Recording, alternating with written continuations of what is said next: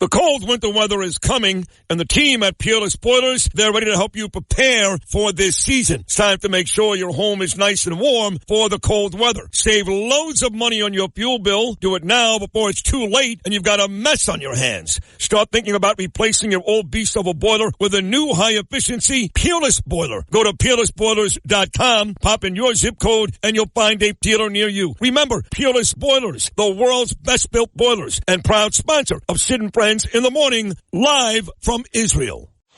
77 WABC. This is Sid and Friends in the Morning. No, I get by with a little help from my friends. Before we start this show, let me make it very, very clear. If you love me, Sid Rosenberg, and you love Sid and Friends in the Morning, if you're with her, you are not with me. Kamala, you're fired. Get out of here. Go. Illegals, they get whatever they want, don't they? 5-star hotels, cash, get Yankee Dodger tickets tomorrow night. Great floods of tears for a few 100,000 job-taking so-called poor Jews, who incidentally in general have more of this world's goods than you or I will ever possess. Floods of tears for a few 100,000 job-taking, so-called poor Jewish refugees who incidentally in general have more of this world's goods than you or I will ever possess. That was from the 1939 rally. If you don't want to be compared to the folks who held rallies like that in 1939, don't hold rallies like that. So, I just got back from Israel about 2 weeks ago.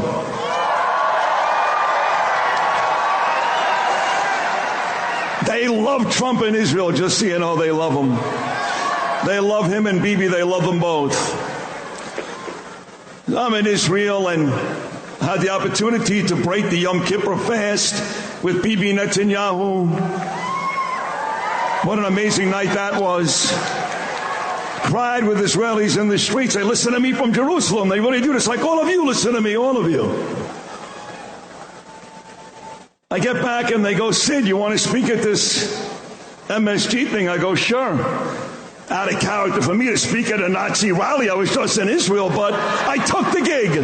Comparing Donald Trump to Hitler is disgusting. It is Holocaust denial, and it is divisive. Donald Trump nor Kamala Harris are the evil that was embodied in that piece of crap of a person named Hitler. There was a recent Trump rally in Madison Square Garden, and people wanted to compare it to a Nazi rally. But here's the reality. Do you know who was present at the rally? A lot of Jewish people. There was tefillin being worn at the rally. There were Israeli flags being flown at the rally. Are you telling me that these Jews went to support a Nazi? Are you telling me that Jews now are supporting Nazis? Do you not see how you sound no different than those pro-Palestinian assholes who are on the streets comparing Jews to Nazis? Do you not see how divisive that is? You see, I saw one account take a clip of Sid Rosenberg. Sid Rosenberg is a Jewish man. He is a talk show host in New York, and he has stood up for Jews in Israel every single day since October 7th. He went to Israel. He supported our IDF. His daughter is being bullied in school for being a Zionist. And you have the audacity to take his clip, take out the context of his sarcasm, and say, hey, look, they're admitting the quiet part out loud, and you call yourself a Jewish account? You deny the Holocaust, and you call yourself a Jewish account? You try to divide the Jewish people, and you call yourself a Jewish account? You want to call one of the most outspoken Zionists in New York a Nazi supporter in an age where we are being accused of being Nazis, and you call yourself a Jewish account? Shame on you. Do you not see how that is distortion? Do you not see how this is divisive? We still have some World War II generation still with us, though it's dwindling by the day. But most of us probably knew somebody who was involved in World War II in some form or another. And I find it honestly kind of funny that Kamala Harris thinks that the men who stormed the beach at Omaha would want taxpayer-funded gender transition surgeries for illegal aliens. That's why those guys stormed the beaches at Normandy, because they wanted to open up the American southern border. That's not what they wanted at all. They wanted common sense. They wanted freedom. They wanted liberty. They wanted somebody who would protect the Constitution. How dare Kamala Harris call her fellow citizens Nazis for loving this country enough to call her a bad vice president? And that's exactly what she is.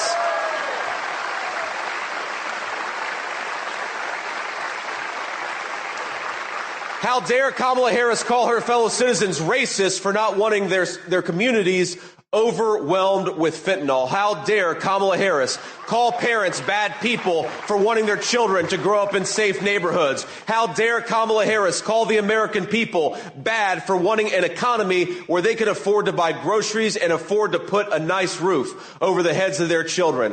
I want us all on November the 5th, not just to make Donald J. Trump the next president, but to reject Kamala Harris and her broken politics, which is more about attacking her fellow citizens, dividing our fellow Americans, than proposing a positive agenda for how to govern. She is a disgrace. She is endangering the life of Donald J. Trump, and we're going to send her back to California where she belongs.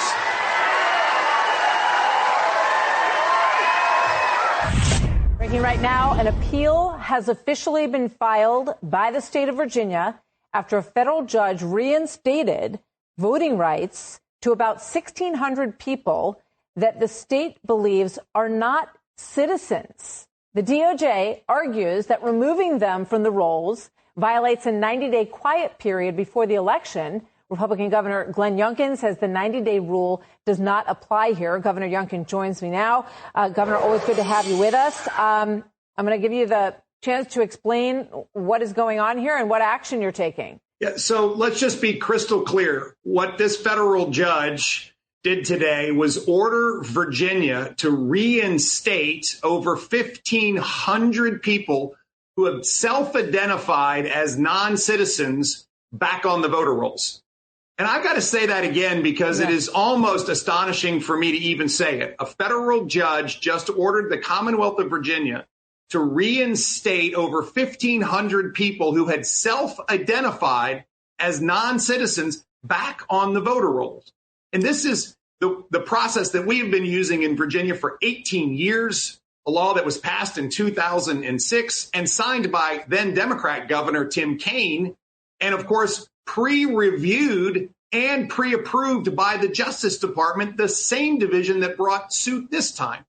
I mean, this is beyond comprehension that we are in a moment in American history where a federal judge is ordering us to put people who had self-identified as non-citizens back on the voter roll for a presidential election. So let me ask you we have filed an emergency appeal, and this appeal will ask for an emergency stay of this injunction so that we can have the election that we believe we should have. Listen, the elections in Virginia are going to be fair and safe because that's what my job is. We have paper ballots. We have counting machines, not voting machines. We have great custody laws. And I'm confirming all of that is being used. But this is beyond belief that a federal judge has ordered nearly 1,600 people to go back on the voter rolls that had self-identified they're non-citizens. So I think this is a moment for us to step up and say, wait a minute, common sense has been breached here. Washington Post, in a surprise move, is making no endorsement in the presidential race for the first time in decades and will refrain in the future. The editors had turned in a Kamala Harris endorsement, but under owner Jeff Bezos, that has been killed. Post publisher Will Lewis today called this a statement in support of our readers' ability to make up their own minds. But for at least 2 years, the paper's left-leaning editorial page has been slamming Donald Trump and, more recently, praising the vice president. Former editor Marty Barron accused the Post of spinelessness. While owners are entitled to set editorial policy, Bezos does a lot of business with the federal government through his Blue Origin rocket company and Amazon. He may not want to jeopardize his already testy relationship with Trump. Post board member Robert Kagan, a security expert at the Brookings Institution, confirms to Fox that he has resigned. A similar scenario at the Los Angeles Times, a liberal newspaper where billionaire owner Patrick Souchong killed an endorsement backing Harris. Editorial chief Mariel Garza resigned in protest, saying she could not remain silent, and was followed by 2 other top editors, including a Pulitzer Prize winner. The owner says he wants the paper to be less divisive in a polarized atmosphere, though that hasn't stopped years of antitrust pieces in that same atmosphere. More than 1,700 people have canceled their subscriptions. Newspaper endorsements don't matter much these days in national elections, but if they're going to punt on the most important decision of the year, why have editorial pages at all? Hush now, don't you cry. Wipe away the teardrop from your eye.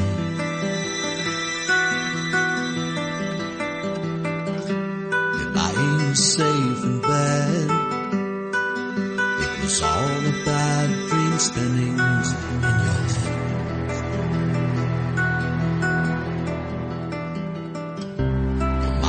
want you to feel the pain of someone close to you leaving the game of life. So here it is, another chance. Wide awake, you face the day, your dream is over. Or has it just begun?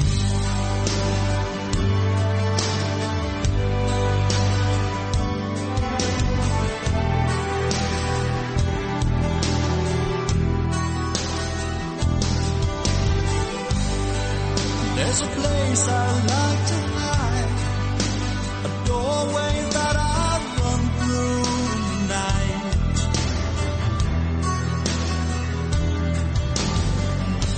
Relax, child, you were there, but only didn't realize when you were scared.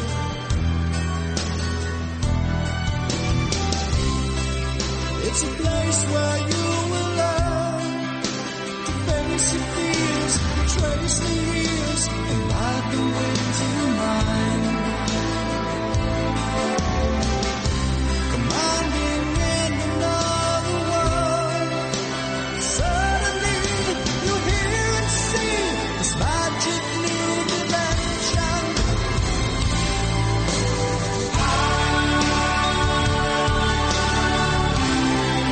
With what you know that you gonna help you see it through. We'll protect you in the night. I'm silent next to you in silent lucidity. Queensreich, Silent Lucidity at 6:14 on your Tuesday morning. Good morning, New York City, and welcome back to the #1 rated talk show, not just in New York, but around the country. We are Sid Friends in the morning on Talk Radio 77 WABC.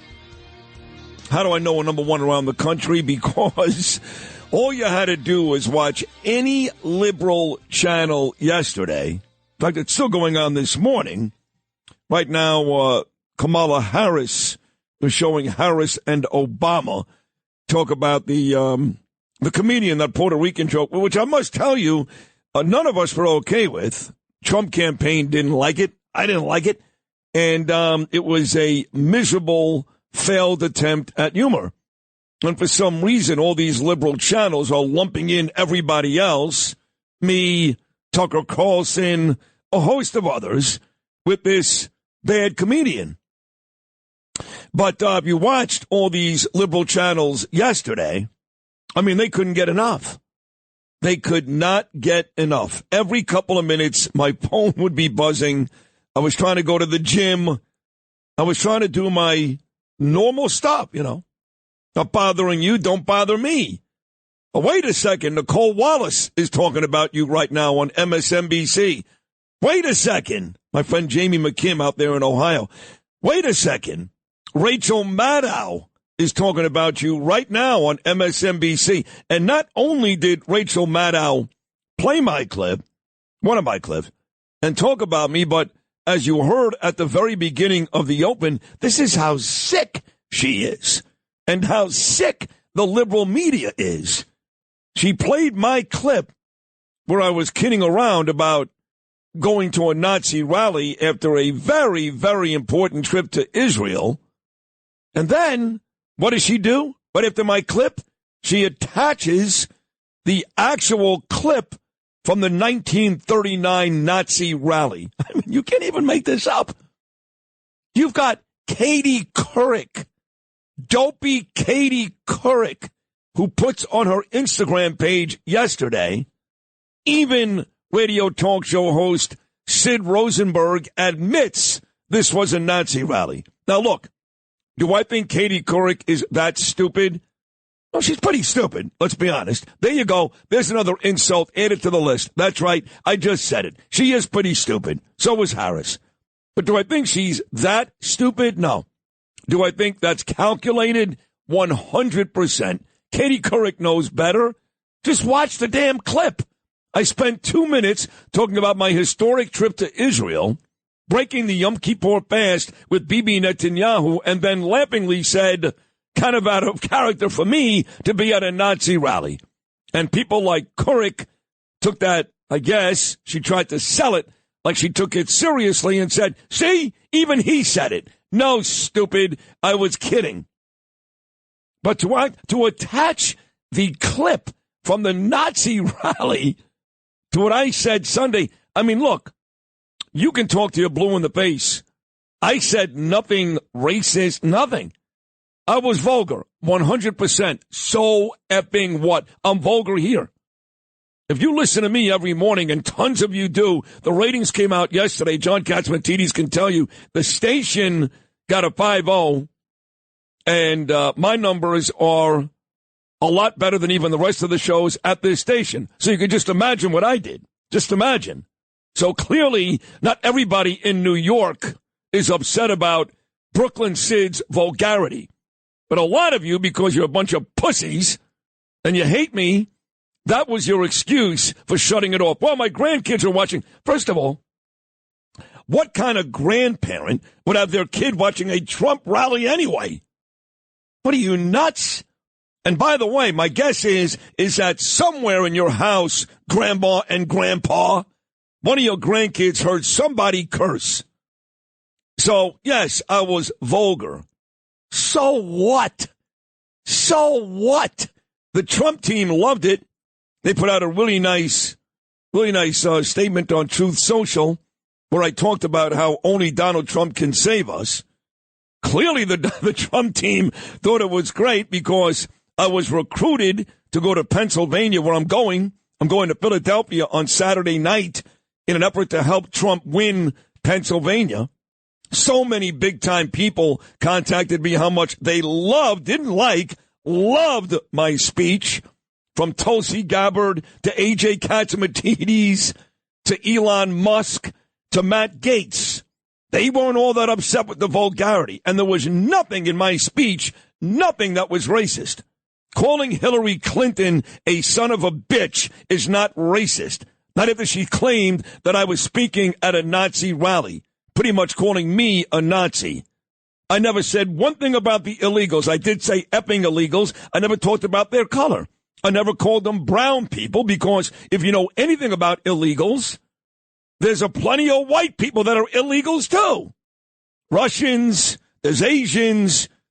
So I never said that either. So you can't put that on me. Where do you want to go with this? Where do you want to go? I said horrible things about Democrats? Well, guess what? You all proved me to be right yesterday, all of you. Whether it's the stupid New York City message board, I saw it snipping, you pussy. He's out there yelling and screaming that I was over the top and gross, and I'm sure John Katzmatidis is upset. No. John Katzmatidis on this show yesterday said his closing words, great job. Great job. Okay? He's not upset because I didn't say anything wrong. But Snippin, who's a Jew, he's okay with Hillary Clinton because he's a Democrat calling us Nazis. But Sid was over the top. I got to tell you, I could have been a heck of a lot worse. A heck of a lot worse. So I called Democrats lowlives and degenerates, and now what? Now I've got death threats overnight on my Facebook page. Does that not, if anything, prove my point? You proved it right there. Right there. I mean, you guys say the most horrible things about Trump and us. And I never, ever went on anybody's page and threatened to kill them, put a bullet in their mouth, which I got. We don't do that. By the way, in real life, you guys shoot people too, you sick bastards. You shoot people. Try to kill Trump, and there's been others, like that psycho Bernie Sanders supporter who shot a bunch of baseball players, including my friend Steve Scalise, years ago. You guys do that. We don't do that. We don't do that.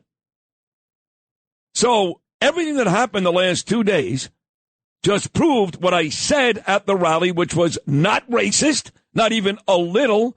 I didn't attack any group of people, not one. I said effing illegals because the truth is it's not okay they get treated better than American homeless or American vets. You know that. You people know that. But yet you come out and you say the nastiest things. Racists, Nazis. Do we say that? The worst thing we say is Kamala Harris is stupid. And I think she is stupid. Now, yes, I did call Democrats lowlives and degenerates. So what? So what? Did I go to your page, whoever you are out there, and threaten you or call you a lowlife? I made an envelope statement, and what have you done the last day? You have proven me right. I mean, Rachel Maddow, what is that? A clip of the actual Nazi rally after Michael played again. Just one more time. It's so shocking to me that that's okay.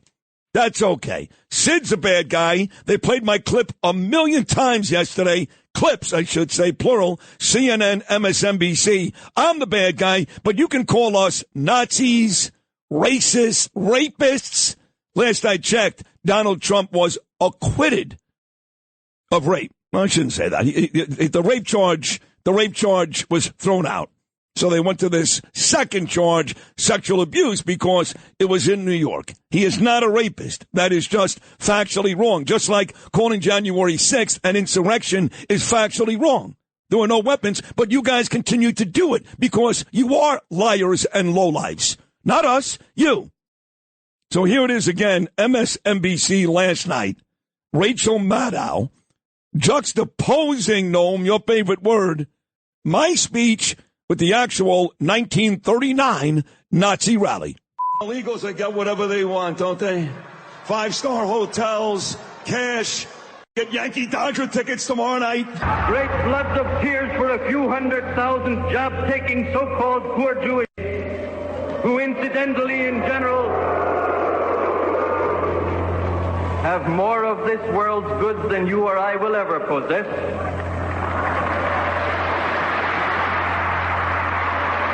Floods of tears for a few 100,000 job-taking, so-called poor Jewish refugees who incidentally in general have more of this world's goods than you or I will ever possess.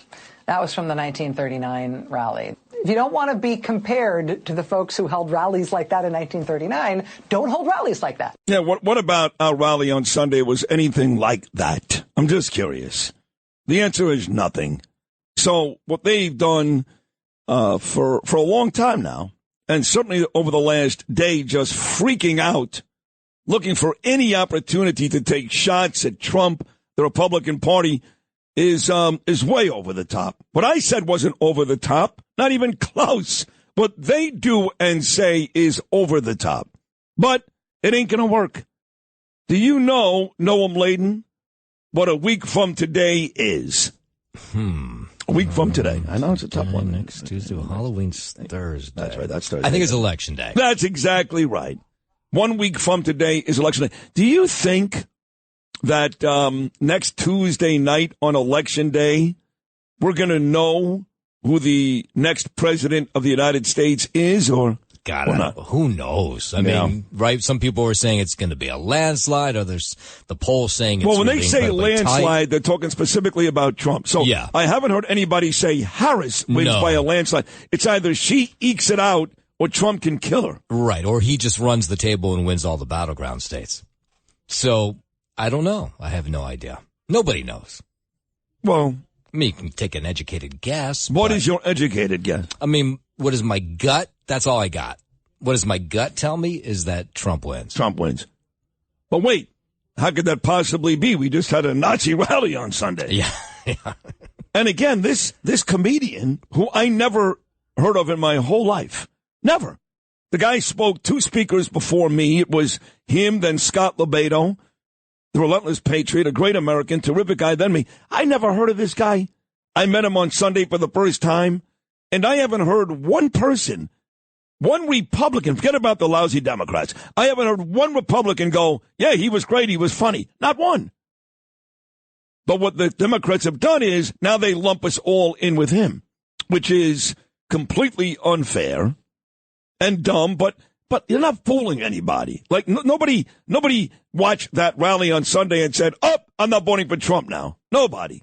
These people were so enthusiastic and rabid, and they loved it. If you loved Trump on Sunday morning, you loved Trump and Sid on Sunday night. If you hated Trump on Sunday morning, you hated Trump and now Sid, many of you didn't know who I was, on Sunday night. That's what the rally gave you. Not one person, not one, is going to change their mind, good or negative, for Donald Trump based upon those 5 hours at Madison Square Garden on Sunday. Fair to say? Yeah. I mean, that sliver of people who have not made a decision about Donald Trump one way or another is so small that I can't make this makes any difference. Not at all. Yeah. But the Democrats have nothing else to go to. So they got Harris talking about it. They got Biden, who is just a complete failure, a total joke, a huge embarrassment. I feel badly for the guy.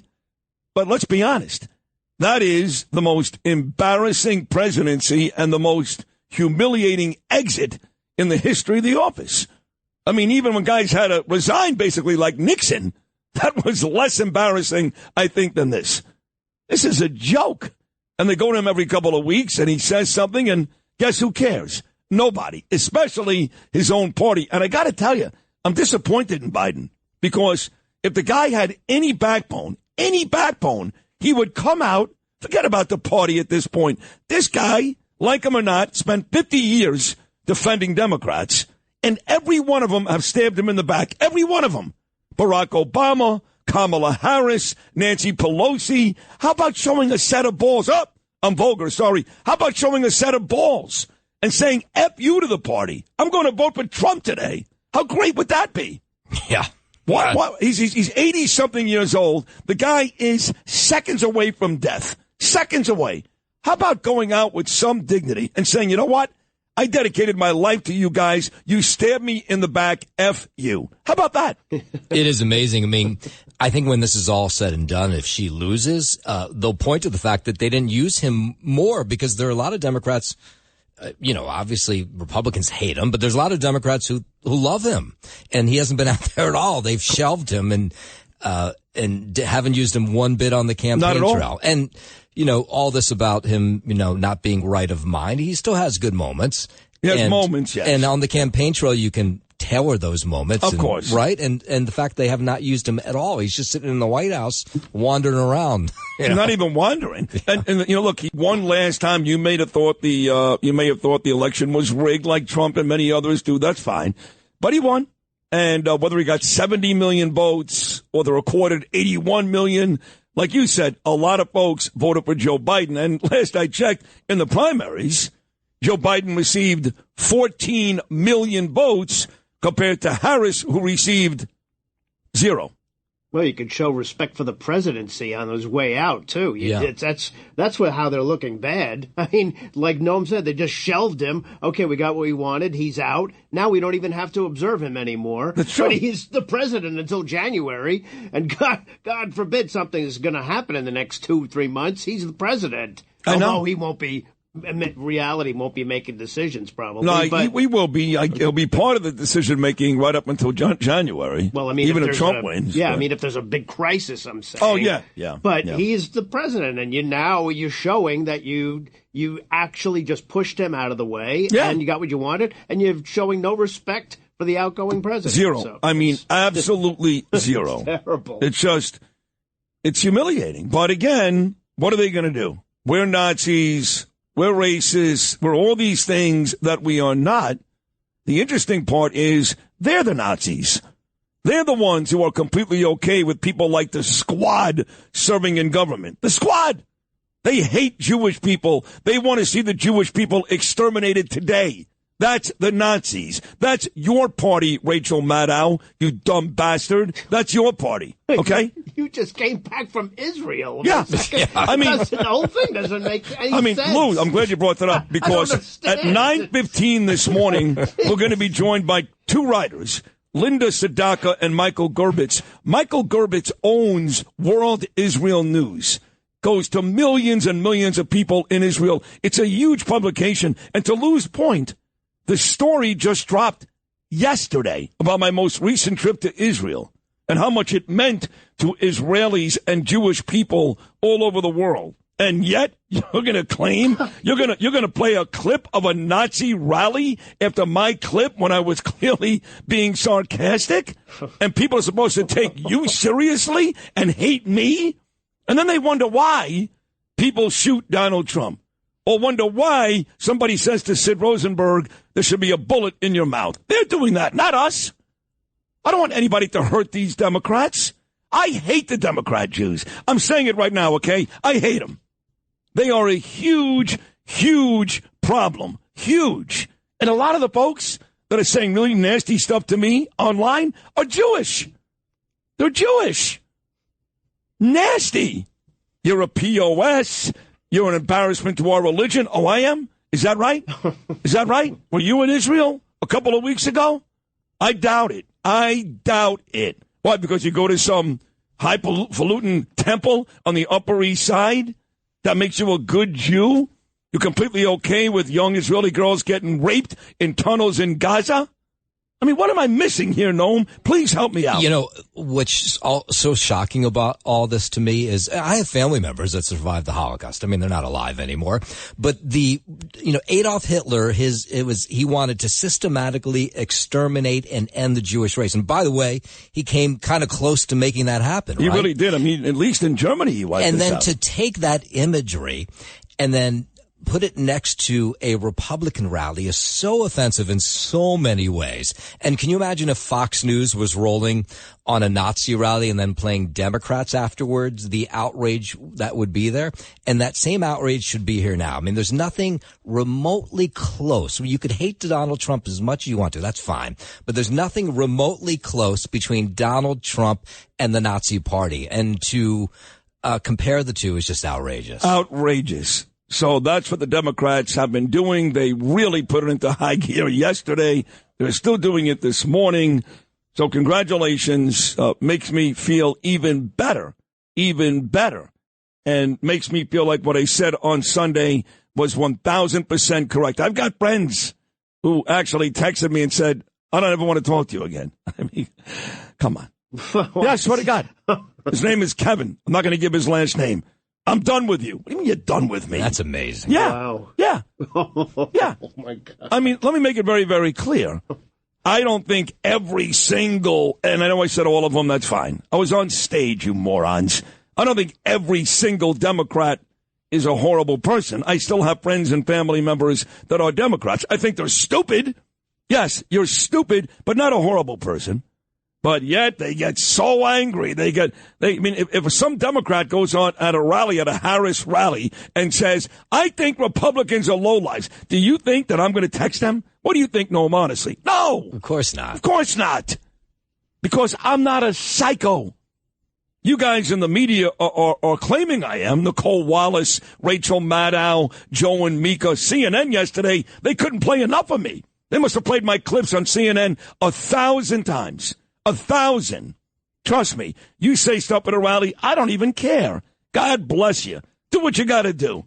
All in the spirit of the fight. I get it. But you guys, Democrats, I'm not talking to you anymore. You're a horrible person. You're an embarrassment. You're a POS. Somebody should put a bullet in your mouth. I mean, come on. But you're not going to intimidate me. You don't scare me. You don't intimidate me. You don't upset me. None of it. Trust me, none of it. And no, folks, I'm not getting canceled anytime soon. Sorry. I'm not getting fired anytime soon. Sorry. You can line up by the thousands outside my studios right now. Guess who cares? Nobody. There's millions and millions and millions, upwards of 70 million people that voted for Donald Trump. 70 million. Who love me and love this show. You don't like it? You're part of the other half of the country? God bless you. But guess what, dick faces? I ain't going anywhere.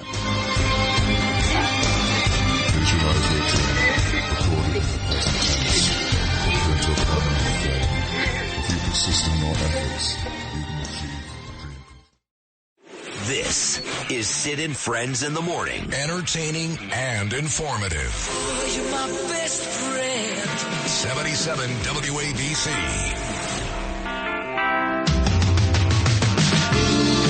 make me live. Whatever this world can give to me, it's you, you're all I see. Ooh, you make me live now, honey.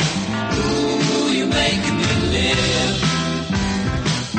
Oh, you're the best friend that I ever had. I've been with you such a long time. 6:41 on your Tuesday morning here in New York City. Once again, congratulations to John and Margot Catsimatidis and Chad Lopez. Those October ratings came out. I believe WABC, which hit a 5 in 12 plus. That's the only rating that matters. I've got dear friends who run WFAN, all these other stations, and like this idiot again, the dentist is snipping. And all they want to talk about is men 25 to 54. What is that? Men, seriously, they want to talk about just males. About 48% of my audience are females. I love the ladies. You're smarter than we are, much smarter. They don't care. They talk about a 29 years of men. That's it. And they believe that represents a larger portion of this area. It doesn't. 12 plus, men, women, everybody. That's how we rate. And we kick their asses. All of them. All of them. One of the reasons why WCBS is out of business. They couldn't compete at all. So congratulations to John and Margot and Chad. Believe these are the highest ratings, if not the history of the station, certainly since the late 1970s. So, folks, enjoy what we're doing here. All of us. A lot. You make these sweeping statements. I love to read some of these message boards and websites. These are the same people that when WFAN fired me many years ago, they said, Sid Rosenberg, he'll never, ever, ever get a job again in New York. Ever. Okay, well, here I was hired to co-host the show with my late, great friend and partner, Bernard McGurk. So you're wrong there. Okay, fine. Okay, me and Bernie start. This'll never work. What were they thinking? They should have hired Lupica or Keith Olbermann. Sid's a sports guy, and he's a ticking time bomb. It ain't never going to work. Okay, well, how'd that go, Sniffin' and the boys? Okay, great. Imus, enough of Imus. I know you love Imus. Guy's making $5 million a year. He can't get a 2.5. Get him out. Okay, fine.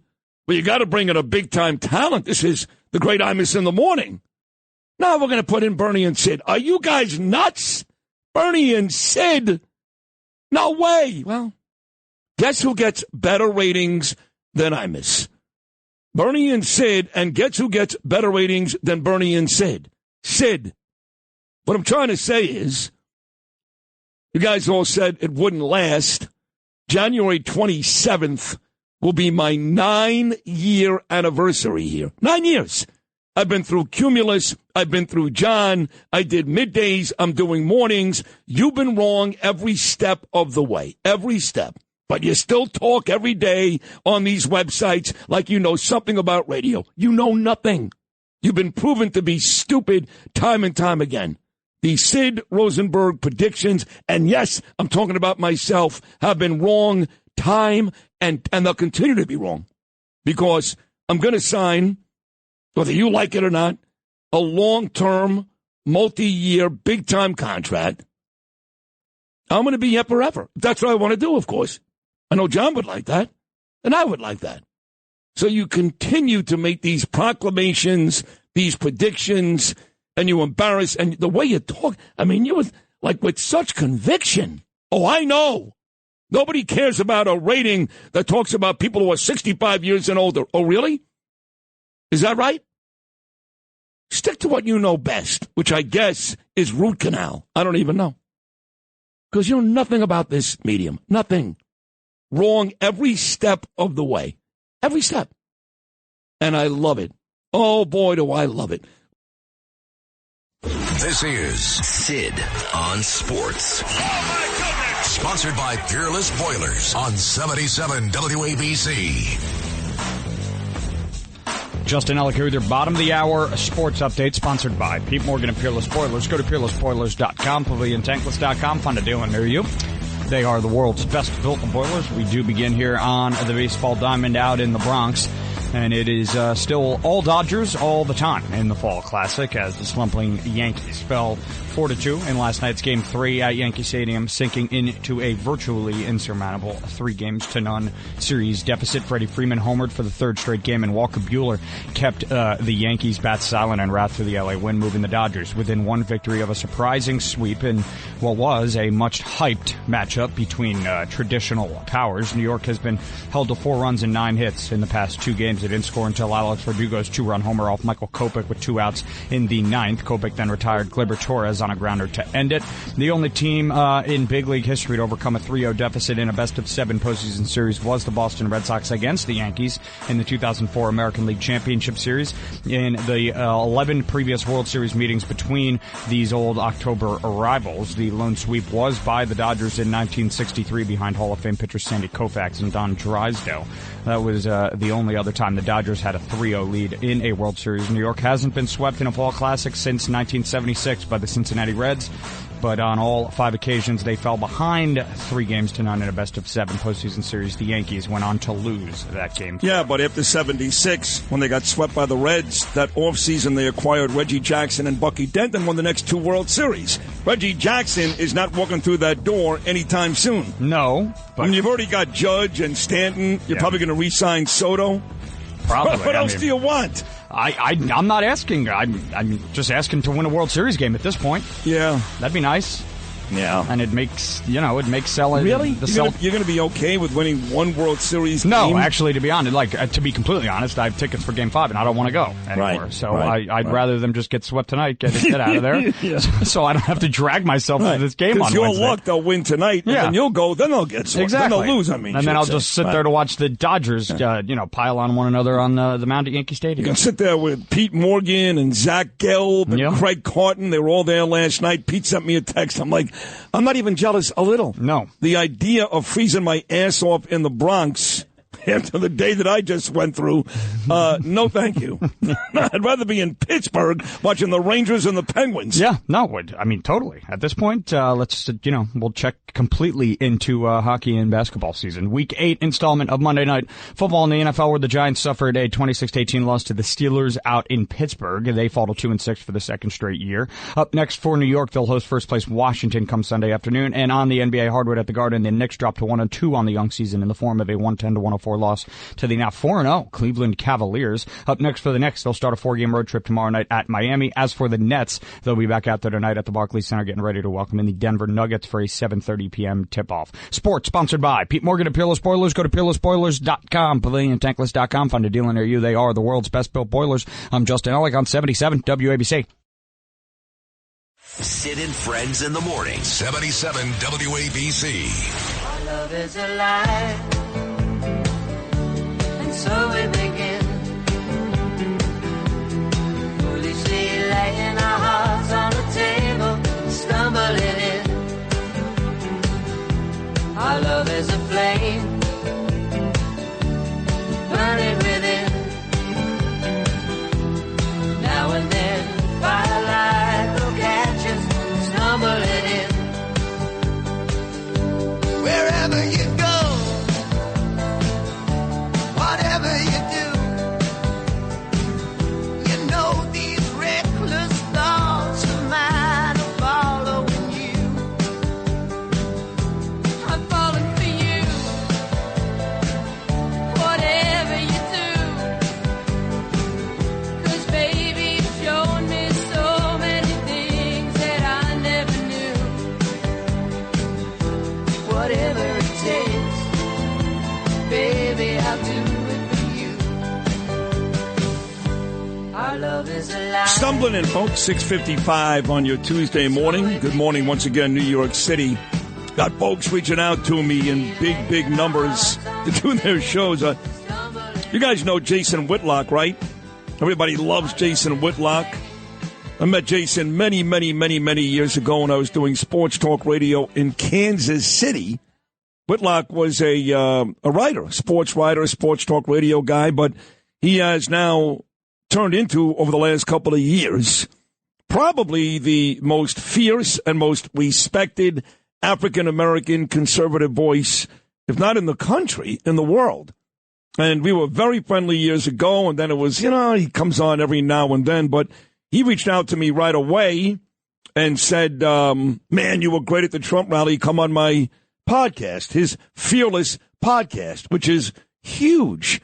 So I'm doing that show today, the great Jason Whitlock. That's awesome. And then tomorrow night, I'll be on with the very, very talented and lovely Tally Shine in Australia. She's got a huge show there. So I'm going to join her, which will be very, very cool, live in Australia. And then I do believe that I'll be on Channel 14, Justin, in Israel, which is Israel's version of Fox News, with my friend Libby coming up by the end of the week. So Whitlock, Australia, Israel. And you told me this morning that your Aunt Sherry, the great Aunt Sherry and Uncle Benny, they've been watching my Trump rally clips all over the Israel news the last day, yes? Yeah, they said it's, kind of just like here. It's been everywhere, compilations of you and, of course, the comedian Tony Hinchcliffe and then the rest of the speakers that were there at the Trump rally at MSG. So, but it's, same deal over there. I would imagine, though, that the reporting on it is a little different, biased. Right, if you will. I would hope so. Yeah. They love me in Israel.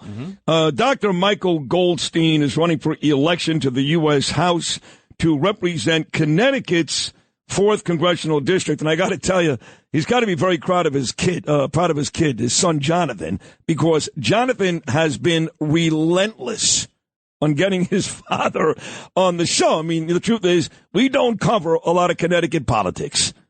We just don't. I mean, I know Ned just a little bit, the governor, but we do more Jersey, obviously. But the kid, Jonathan, was so excited about his dad, and then I met Jonathan and Michael at the Trump rally on Sunday. So here he is once again running in Connecticut, Dr. Michael Goldstein. Doc, good morning. How are you? I'm doing great, Sid, and I'm really proud of the fact that you stand up against these anti-Semitic Democrats. It's what's going on there is just disgusting. So I'm excited to be here. And Connecticut seems to be like the forgotten state, and it really shouldn't be. It's a beautiful state. I'll give you that. It's gorgeous. It's probably the nicest of the three. But, yeah, it's not like New York radio discusses Connecticut a lot. But I will say this. Thank you for saying what you said, because I'm getting a little tired, Dr. Mike, of watching the last 2 days a lot. MSNBC, CNN, of being called a Nazi. Clearly, I was kidding when I made that statement at the rally, but that hasn't stopped these people from referring to me as a Nazi. And I got to tell you, it's not okay. No, it's actually not okay when you consider the fact that the true Nazis are really the progressive Democrats. I mean, if you think about it, we're living in the 1930s. I mean, Jewish kids are being beaten up on college campuses. They're being attacked. The professors teach anti-Semitic stuff because countries like Qatar are subsidizing these universities, and the universities are taking the money and looking the other way. My son and I, we were at a protest rally against the Palestinians with a bunch of fundamentalist Christians one weekend, and we're watching these people, and they're screaming, revolution. They're also screaming, kill the Jews. They're screaming, intifada and river to the seas. These people are the Nazis, and the fact that the Democratic Party and the leadership in this country is not standing up against these people is because they want their votes, and their votes are more important than being morally right and standing up against hate. And that, to me, is absolutely disgusting. Well said, Dr. Michael Goldstein, running for Congress in Connecticut. Now, I like your slogan. John sent me some stuff this morning. You're a very impressive guy, all kidding aside. You're a doctor and a lawyer. You're a Jewish mother's dream, Mike, a doctor and a lawyer. And you want to help make America, quote, healthy again, which is actually the title of my friend's book. She's on Fox News. What the hell's her name again, Justin? She works at Sloan Kettering. She's pretty. She's on Fox News. Used to come up with me, Bernie, all the time. Yeah, Nicole Sapphire. Nicole Sapphire, that's right. Make America healthy again. Tell Michael, this audience, exactly what you mean by that. Well, the first point is that socially, this country is so divided. I mean, when you go out and talk to people, there's such polarization, and there's these super radical Democrats who you cannot reason with. They have this totally hateful attitude toward Republicans. There's no compromising, and you can't have a country that works if it's divided. A country works when it's united. We're called the United States of America. The last time we tried to become the divided States of America was when we had the Civil War, and that was a nightmare and a disaster. And unity ultimately won, and unity has to win this election. Unity, that's exactly what it's all about. So tell me this, you were saying that Connecticut is kind of the forgotten state. In your own district there, 4th District in Connecticut, what are some of the issues, Dr. Mike, above and beyond health, that you're looking to combat, the changes you can make to make that district in Connecticut better? Well, okay, one of the biggest problems we have with the roads is Interstate 95 goes through the coastal part of Connecticut, and it's the worst road in the country. One of the worst roads in the country in terms of congestion. A trip that should take you like 20 minutes can take an hour and a half sometimes. Because Interstate 95 hasn't been touched since the 1950s when it was built. I mean, they're starting to work on some of the off ramps, but 80% of the money to fix it could come from the federal government. And one of the things that I talk about is just putting one of those movable barriers like they have on the Brooklyn-Queens Expressway, and they used to have on the Tappan Zee Bridge, so you can have 4 lanes on the heavy side and 2 lanes on the light side, and you could make the traffic flow. I mean, they're starting to do a little bit of work finally on some of the exit ramps, because when people get off, they're sitting there in that right lane, and then the right lane crawls. So by making longer exit ramps, you can make it move a little better. But that's just one thing. The bigger thing is the economy. The economy in Connecticut is not that great, because you have a government that's all Democrats. We have a Democratic governor, Democratic legislature, 5 Democratic congressmen, and 2 Democratic senators, and nothing is working for the people. Connecticut, my district pays a significant percent of Connecticut's income tax and the federal taxes, and we're getting nothing back.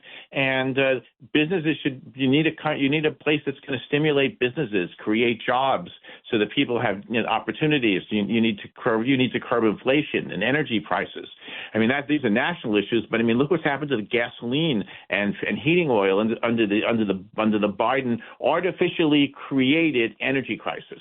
Never in our history have we created an energy crisis on our own. And that to me is just unbelievable. It's interesting you talk about how there's the economy in Connecticut is not that great, and I always thought that it really was. I didn't spend a lot of time in Connecticut, but there are so many beautiful, beautiful areas. And I remember going to New Haven. I did a sports talk show once with Jody McDonald, the old days at WFAN, at some place. It's a huge, huge place. They have horse racing, and it's a place really for sports fans to hang out. You could bet the races and other things as well. This is many, many years ago, and it wasn't far from Yale University. And I remember saying, wow, I was surprised that it was such a rough area, and there were more areas like that. So I think the misconception, especially from folks in New York, is because there were such gorgeous areas in Connecticut that it's a wealthy state and it's all beautiful. But the truth is, Mike, as you just said, that's not really the case. Yeah. So, for example, like in my district, one of the poorest cities in Connecticut is Bridgeport. And Bridgeport has just about the worst public schools in the state. When we marched in the Puerto Rican Day Parade, I was the only one of 2 Republicans that did that. We started to talk to people. And one of the things that people are doing there is they're sending their kids to private schools and parochial schools, and to do it, they're taking on like second jobs and third jobs because they want to give their kids a chance.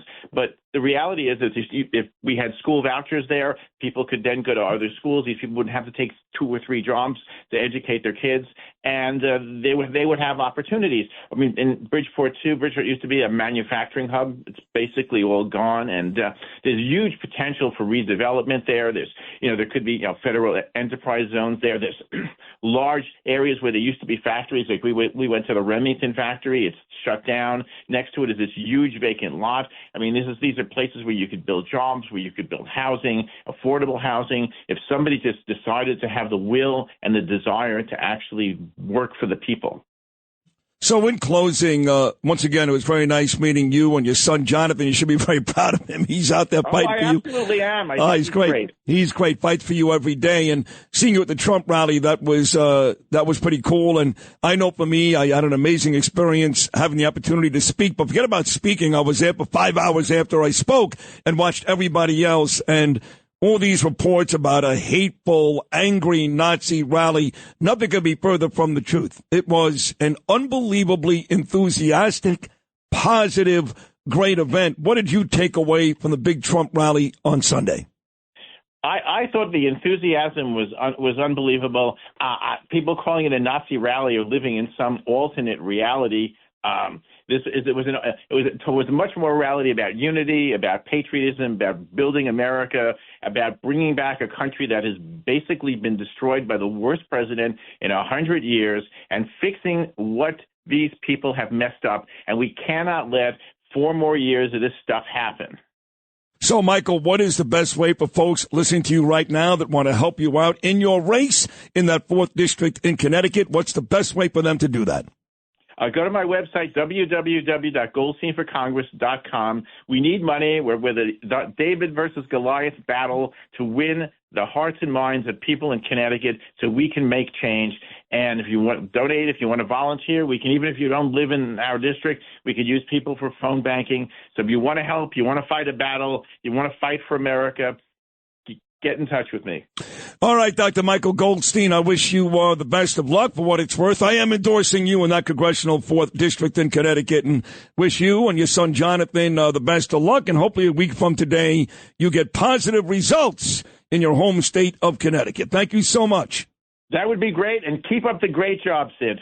Thank you so much. I appreciate that. Dr. Michael Goldstein right there running once again in the 4th congressional district in the state of Connecticut. That wraps up a great hour number 1. So my son Gabriel is on the bus on the way to school, and the bus driver plays that station. Doesn't blame me, obviously. He plays the station that the other Rosenberg is on, Peter Rosenberg. You know, they got its own Michael. Okay. Yes. Is that Hot 97 or what is that? Yes, he's on Hot 97. Right, so if you don't know Peter, he and I get along pretty good. In the morning. Well, we did at least until Sunday. Even though he is a raging liberal. He's worse than Joe, Mika, Rachel Maddow, all of them. But we never had an issue, he and I. But according to Gabe in the car right now, in the bus, the school bus, I should say, they are going off on all of us. Of course. So then Gabe sends me a picture. He goes, Dad? Yes, son. What is it? The Kamala Harris campaign has been putting your picture on Instagram. I said, wow, how cool is that, Gabe? He's like, it's pretty cool, Dad. So he sends me 2 pictures, I swear to you, that the Kamala Harris campaign put on Instagram. It's 2 pictures of me. One, I say, she's some sick bastard, that Hillary Clinton, huh? And the other one is the whole effing party, a bunch of degenerates. And it's on the Kamala Harris campaign page on Instagram and Twitter. Uh-oh. Nervous. No, I made him crazy. Yeah, I made him crazy. And again, you know, you can take that comedian to task all day long. I agree with the left on that. I mean, the last thing we want to do is say bad things about any group of people. I didn't do any of that on Sunday. None of it. No, sorry. Yeah, I'm upset that the illegals are treated better than Americans, homeless veterans, but I didn't call them out. I called out Hillary Clinton. So what? She's a nasty biatch. She called me a Nazi. Whatever I say in return is not nearly as bad. There's nothing worse than calling a Jewish person a Nazi. So don't lump me in with this idiotic comedian. You're right about that. He was awful. He hurt us. Me? No. Sorry. And if I'm in Harris campaign's head, I won. Wraps up hour number 1, big hour number 2 about to come your way. The editor of the National Review, Rich Lowry, and the man, he's great every morning, our good buddy Curtis Sliwa. And before it's all said and done, Alan Dershowitz, Judge Jeanine Pirro. Going to be an amazing show. Hour number 2 about to come your way.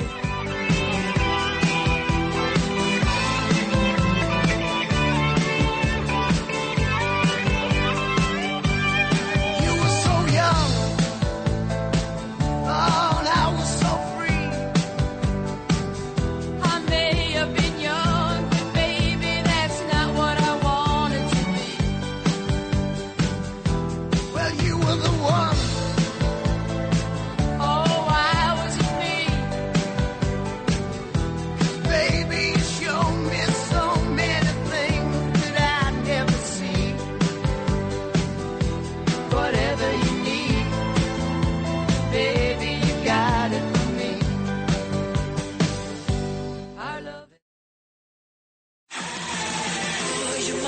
best friend. This is Sid and Friends in the morning. From our friends. 77 WABC.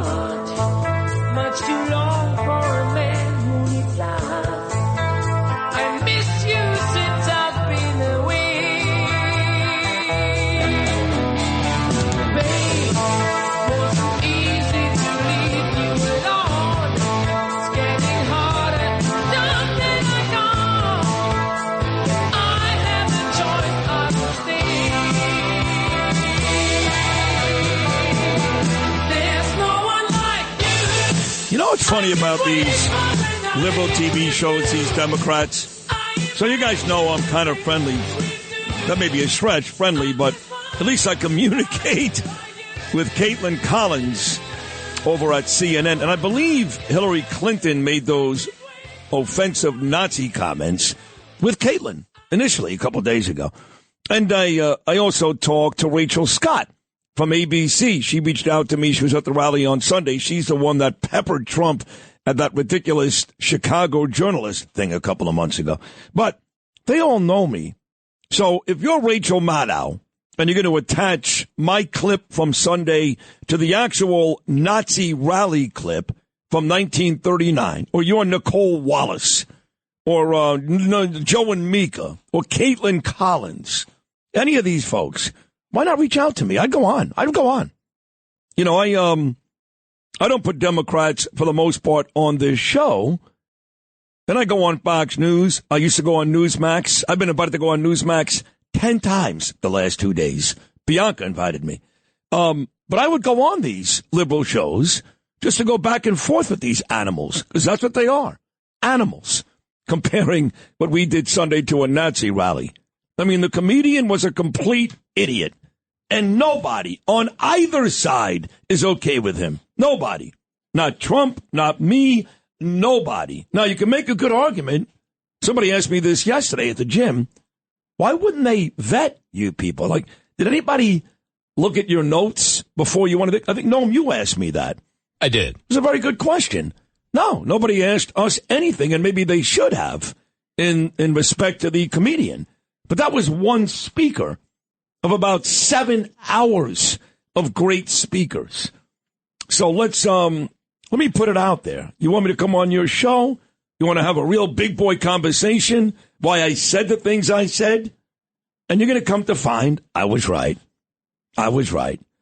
But Peter Rosenberg, who does the morning show at Hot 97 and is also part of the afternoon show at ESPN, with Michael Kay and Don LaGreca, seems to have pushed the buttons of the icon, the legend, the great talk show radio host, Rip and Reed, noon to 1, big ratings every weekday afternoon, overnight weekends, and my partner right here on this show. Or maybe Peter didn't push his buttons. What exactly are you upset about this morning? There are a number of things, but let's just start with the fact that right after you get off the air, I'm taking the liberty to report you and Danielle as parents who have abandoned your young son on a bus where they are forced to listen to Hot 97, more drugs, more gangs, more drive-bys, more curses in 1 hour than you've ever issued out of your mouth in a lifetime. Is that true? Absolutely. I've never listened. I have no idea. That's going to be your excuse when child welfare knocks on your door in the Rockaways? Like, what the hell are you letting your kid listen to? Well, it's not my fault. I mean, he just told me I guess the bus driver plays it. I mean, what is the difference? And I'm asking out of ignorance. Like Charlemagne the God, for example. Oh, Charlemagne the God discovered the word fascist. That's all he says. Right. He has no idea what the word means. They have no idea. Right. Nazi fascist. But aren't they similar shows like the Rosenberg show? Exactly. And what do? Talk more about drugs, gangs, drive-bys, and hating white people. And this guy, Peter Rosenberg, I would bet you is a self-hating white Jew. No doubt. That's why they got him on there. No doubt. They probably look at him and say, it's all because of you, right? Your white privilege, right? He probably say, and forget, I'm also a Jew, too. Yeah. He's probably saying Nazi rally this morning. Oh, they're all He's got the same last name as me. Sid, they have no idea what a Nazi is, a fascist is. They've just discovered this word in the last week. And that's the problem with all talk TV and talk radio. They're like parrots. They just repeat themselves. They don't have an original idea coming out of their mouth. And they don't study this thing of ours, what we call the spoken word. Well, I got bad news for you also, Sid Rosenberg. You were crowing, as you should, about our incredible, spectacular ratings. They haven't been this good since we were spinning stacks of wax, right? Yes. Let me tell you something, Sid. My wife, Nancy, as you know, Esquire, like your wife, is issuing a cease and desist letter to you. To me? Because every time you're on with O'Reilly, this is all I ever hear. Wherever I go, I bring ratings, whether it's on television or radio. You and I with the highest rated segment on WABC every week, correct? Correct. Incorrect. Incorrect? Incorrect. Look at the analytics. I supersede everybody else who's on a segment with you, including Judge Pirro, whatever judge you have on, right? Yeah. It doesn't matter. O'Reilly, you can no longer say that. I didn't say it. Bill O'Reilly said it. Can you play that one more time, please? All right, let me hear this, yeah. Wherever I go, I bring ratings, whether it's on television or radio. You and I with the highest rated segment on WABC every week, correct? Correct. Oh, see, correct. Incorrect. Remember, actually, the highest rated segment by a mile is me and Trump. But excuse me. I'm sorry, not even close. But if you're talking about daily guests, weekly guests, you have caught and you have passed Bill O'Reilly? Not only have I passed Bill O'Reilly, but remember, I scour all of WABC. So whenever you're mentioned, good or bad, I bring it to your attention. Yes, you do. And we play it on the air, just like Priscilla, who was calling from Bell Harbor yesterday on the Dominic Carter show about you. Let's go to Patricia in Brooklyn. Patricia, I only have about 30 seconds. Go right ahead, please. Dominic, I say bless Sid. He's from Bell Harbor. I'm from Bell Harbor.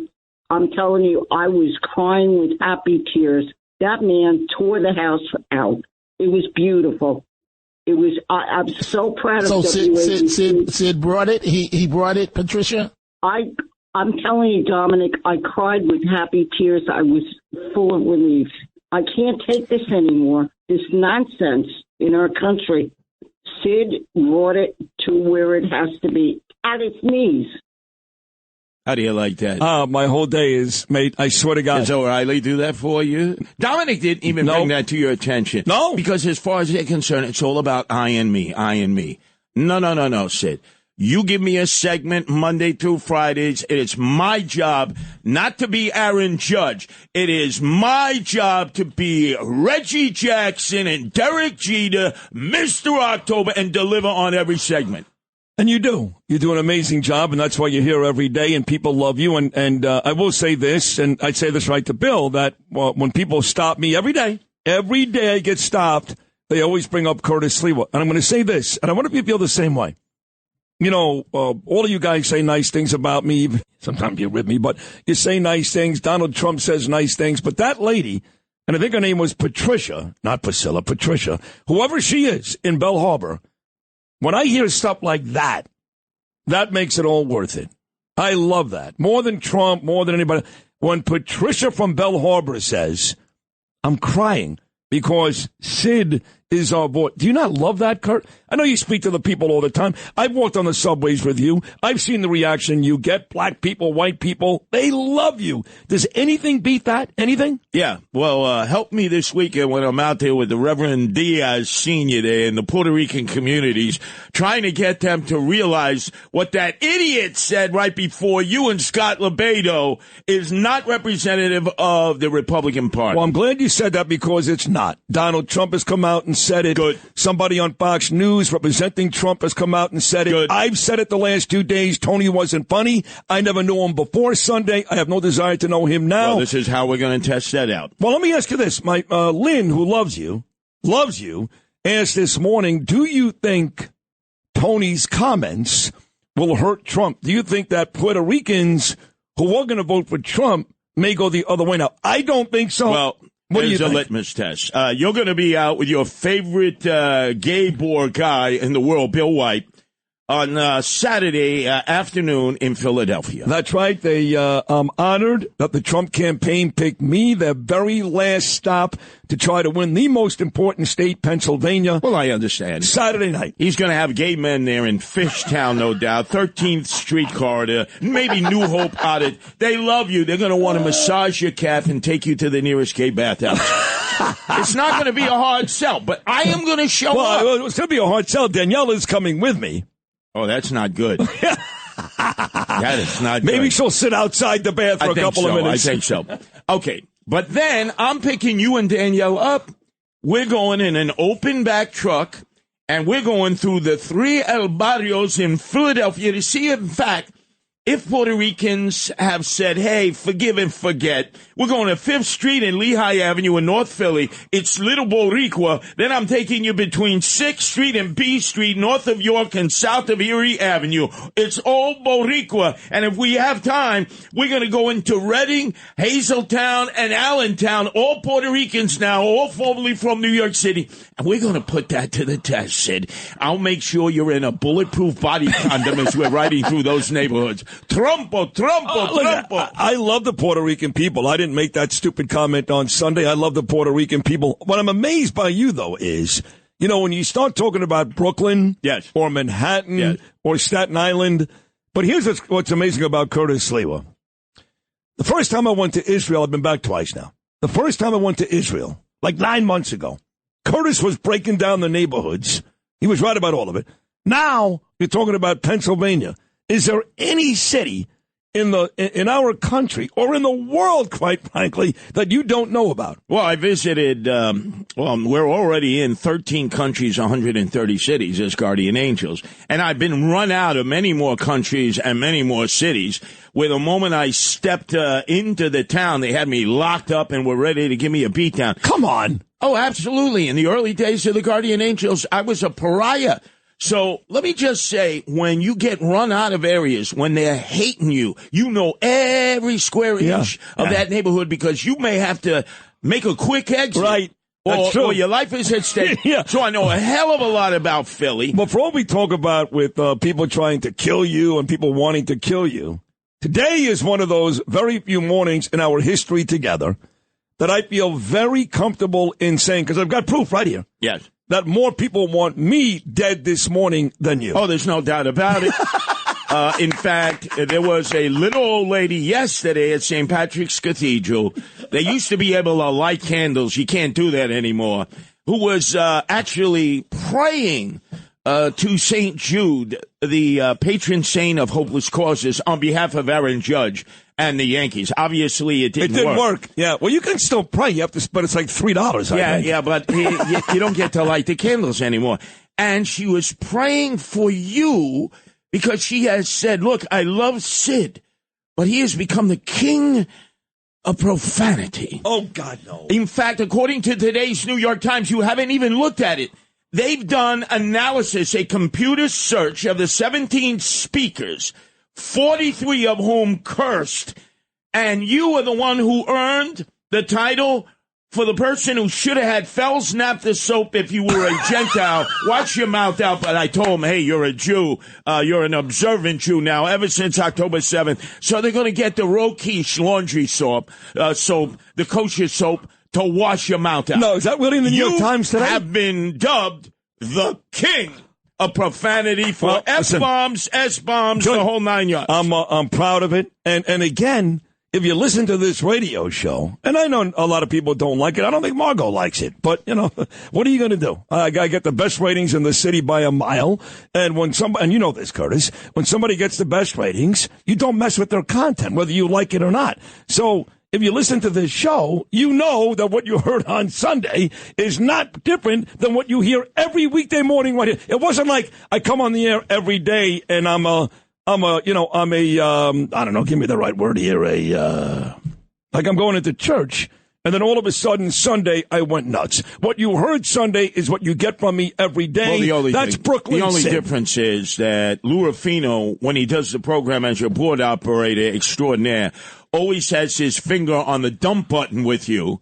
They have an extended dump ever since Imus. It used to be 17 seconds. I think they expanded it to 30 seconds. Right. Yeah. Because of Imus. Well, Curtis is the most on this show, though, on radio. Forget about me at the Trump rally on Sunday. The guy that Lou has to really work hard on. You ready for this? Scott Lebedo. Is that fair to say Lou is Lebedo? That's 100% true. I love him. And he only dropped the F-bomb. I love him, too. He only dropped the F-bomb once. Right. He's junior varsity compared to you now. Well, so he spoke right before me. Right. He flipped the bird. And he said F you once. That was it. That was it. So then I came and spoke. When I came out, he said, you see, he said, I knew I can say the F word when I spoke because he said, I knew when you spoke after, you would do it 10 times. And he was right. Let's just say that compared to you, Vice President Harris is very prim. According to the New York Times, she has said damn and hell only 10 times. But you, Sid Rosenberg, according to the old gray lady, remember the New York Times, all the news that's fit to print, you have now lowered the bar lower than it's ever been before. You fantastic. Are the king of profanity. This is fantastic. And this is all analytics. You can't deny it. It's a computer search of the 17 speakers who took to the podium.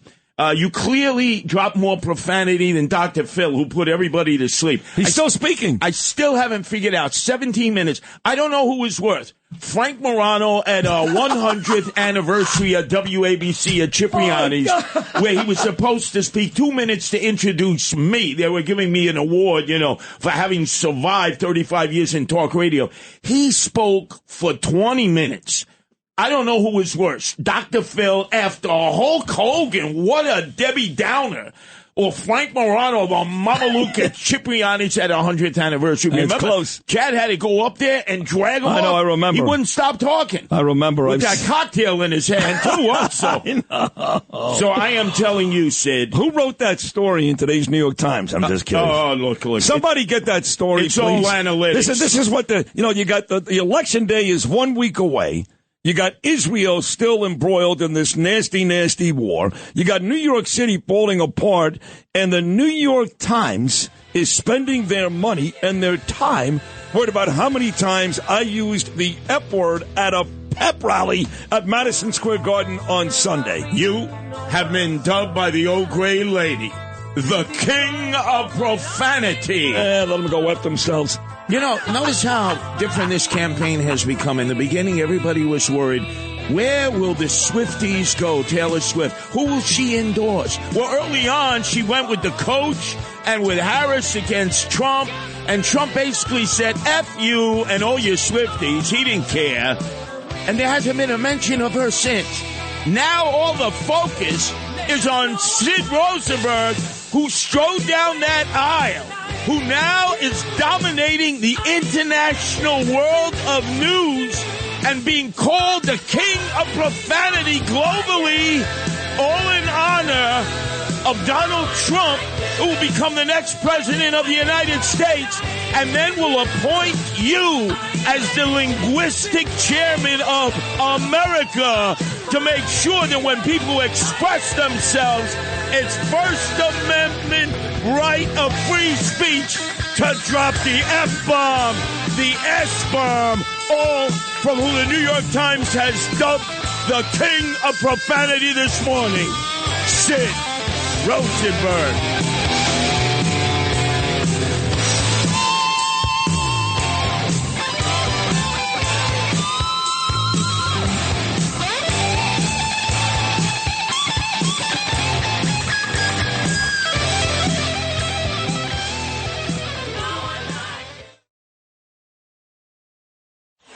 77 WABC. This is Sid and Friends in the morning. No, I get by with a little help from my friends.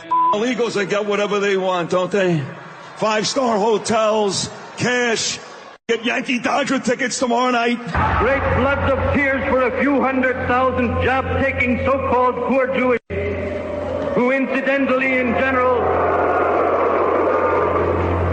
have more of this world's goods than you or I will ever possess.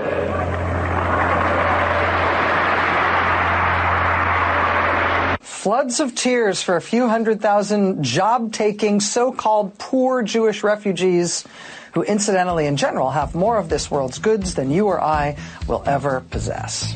That was from the 1939 rally. If you don't want to be compared to the folks who held rallies like that in 1939, don't hold rallies like that.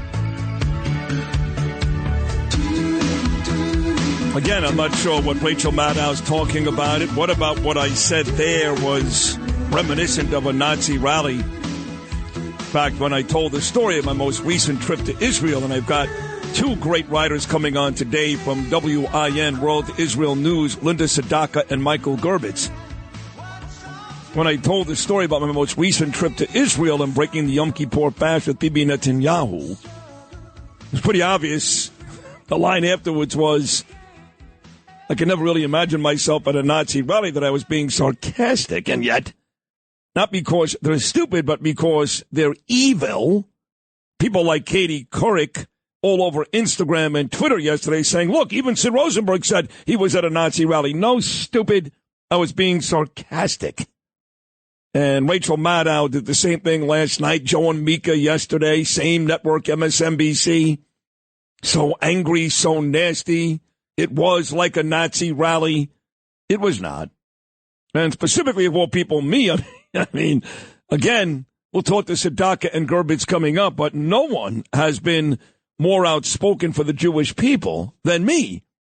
So that is a really disgusting, slanderous thing to say about me, as well as Donald Trump and everybody else. Quickly, before I get to Rich Lowry, here's the story that Curtis alluded to from the New York Times today. These morons.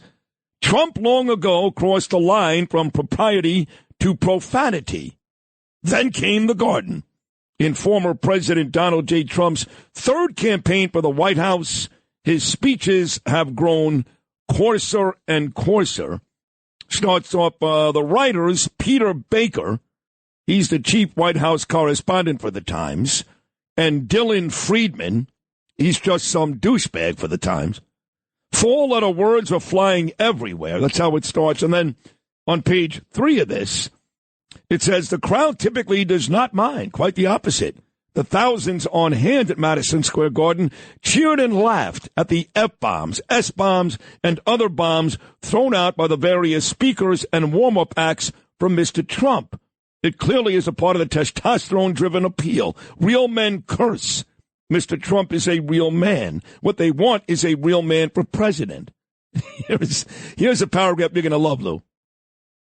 In total, a computer search of 17 of the speakers at Madison Square Garden found epithets used at least 43 times. One of the most prolific was Sid Rosenberg, a conservative radio host. That's how they describe me. I'm pro-choice. I'm pro-gay marriage. But I'm the conservative radio host. They're going to quote me, what a sick son of a bitch he said of Hillary Clinton, which I have no remorse saying that. She called us Nazis. She is a sick son of a bitch. The whole effing party, a bunch of degenerates, lowlives, Jew haters, and lowlives, every one of them. And of course, I'll admit this now, that was a bit exaggerative. I do know a couple of Democrats that are fine people that I love. The majority I don't. The majority of Democrat Jews I'm embarrassed by, literally embarrassed by. So, while some of it was hyperbole, some of it was a bit over the top, you can say I was vulgar, there's no question about it. I won the award, fine. But there was nothing in my speech that you could deem even a little racist, misogynistic, anti-any group. Is that fair to say, Noam? Yeah. Right? Nothing. You want to take this kid to task about Puerto Rico, this comedian? I'm right with you. I'm right with you. Democrat, Republican, I'm right with you. But don't lump me in because I said the F word 7 times. It's ridiculous. You know, I was sitting next to our chief engineer, Dan Herschel, who was getting me on the air, you know, live from the floor. And when you finished your speech, he turned to me and he goes, did he have to curse so much? And I was like, what are you, his Jewish mother? I mean, seriously. No, listen, some people have contacted me via social media and said, I could have done without it. That's fine. That's okay. You're allowed. People hated the cursing on The Sopranos. They hated it. They're like, isn't Gandolfini and Sirico and all those guys good without it? That's okay. You cannot like it. It's not going to stop me from doing it again.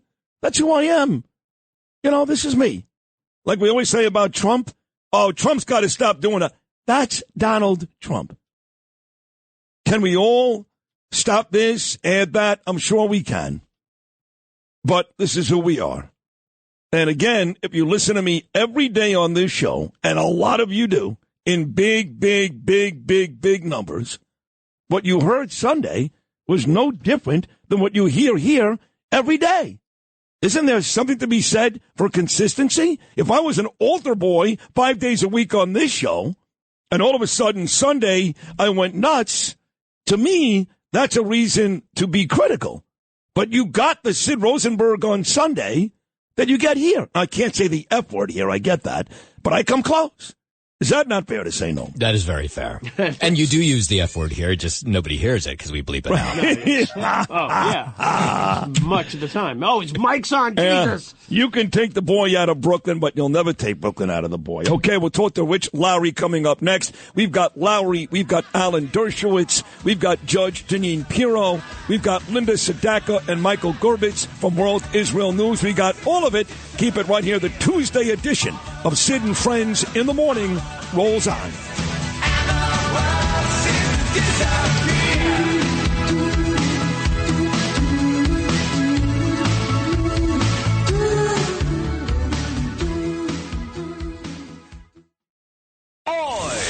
This is Sid and Friends in the Morning. 77 WABC. Lido missed the boat that day, he left the shack, but that was all he missed, he ain't coming back. Headed to the Stone Mall in a juke joint car, he made it stop, just long enough to grab a handle off the top. Next stop, Chi-Town, Lido put the money down and let him roll. He said, one more job ought to get it. One last shot, or we quit it. One for the road, Lido. Whoa. Bob Skaggs, Lido, 7:59. Tuesday morning, New York City. Rich Lowry is the editor of the National Review. He does it all, though, NBC, Politico. Great guest, big Yankee fan. I'll tell you, Rich, so my beautiful wife Danielle and I check into the Sheraton Hotel on Saturday because I had a big event Sunday morning. I was awarded, really honored, the 2024 Shomrim Society Person of the Year. That's the Jewish Fraternal Order of the NYPD. And then I had to run from that event, which was great, to Madison Square Garden for Trump, So we're staying at the Sheraton. It's on 52nd and 7th. And I said to Danielle, I go, what do you want to eat tonight? She goes, I'm in the mood for Greek food. So I did commercials for a long time here, for months, a place called Kalari Restaurant. Stavros. He owns a couple. He owns Kalari Butterfly Chicken.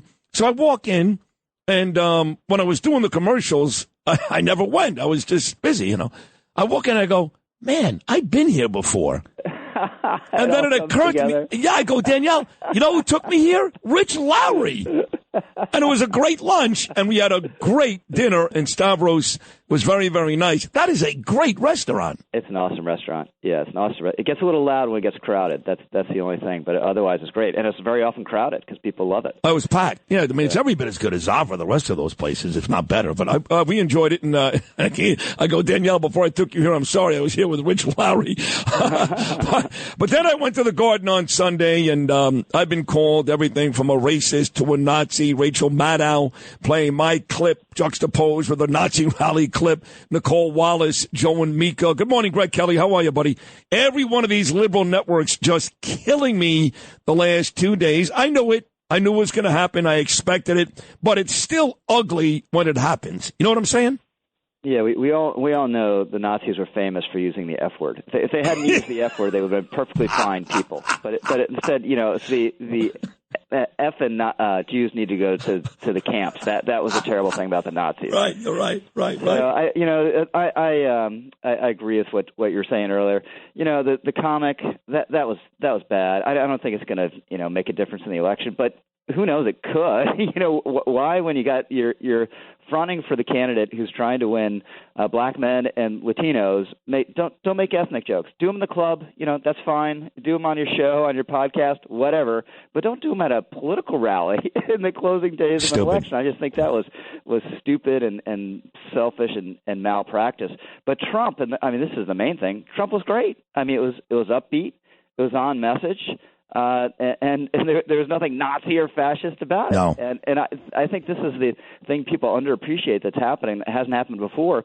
He's winning the likability contest in a presidential race. Her favorability rating is dropping, not tanking, but ticking down, and his is ticking up. And I think it's McDonald's. I think that he's been upbeat and on message most of the time, even though the media doesn't want to emphasize that. Joe and his beautiful wife, Melania Trump, is, as we speak, sitting there with Brian Kilmeade and the crew on Fox and Friends. And it was great to see Melania on stage Saturday. Now she's doing Fox and Friends. A lot of folks have said, Trump needs the suburban women. Mm-hmm. He's got beautiful women in his own family. His beautiful daughter, Ivanka. She's brilliant, Melania. And, to see him during Lee Greenwood's song, kissing her up on stage, because this, almost every week, some other magazine publishes something that says, oh, no, Melania, she clearly hates his guts. She hates him. I saw them on stage together a few nights ago. I'm watching her right now. She doesn't hate him. She loves him. And they hate that. The liberal media hates that. Yeah, just the whole reaction to this rally was so insane. Even before it started, right? Just having a rally at Madison Square Garden is supposedly a Nazi act. I guess the Rangers and the Knicks, they're fascistic hockey and basketball teams because the Nazis held a rally there in 1939, right? FDR holds a rally there in 36. The JFK birthday party we all know because of the Marilyn Monroe performance of Happy Birthday, Mr. President, 1962. 3 Democratic conventions. Carter held both of his conventions there, 76 and 80. And Hillary, who's done the Nazi thing, it's a Nazi rally because that's at the Garden.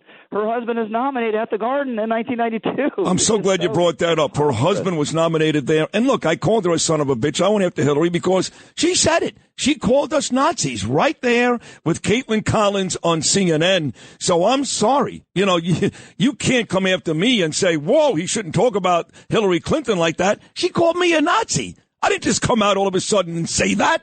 Come on. Yeah, she topped the deplorables thing. Yeah, it was even worse. Deplorables is bad enough. You start calling Jews Nazis, that's about as bad as it gets, no? Yeah, and they cannot compute that, one, you're Jewish.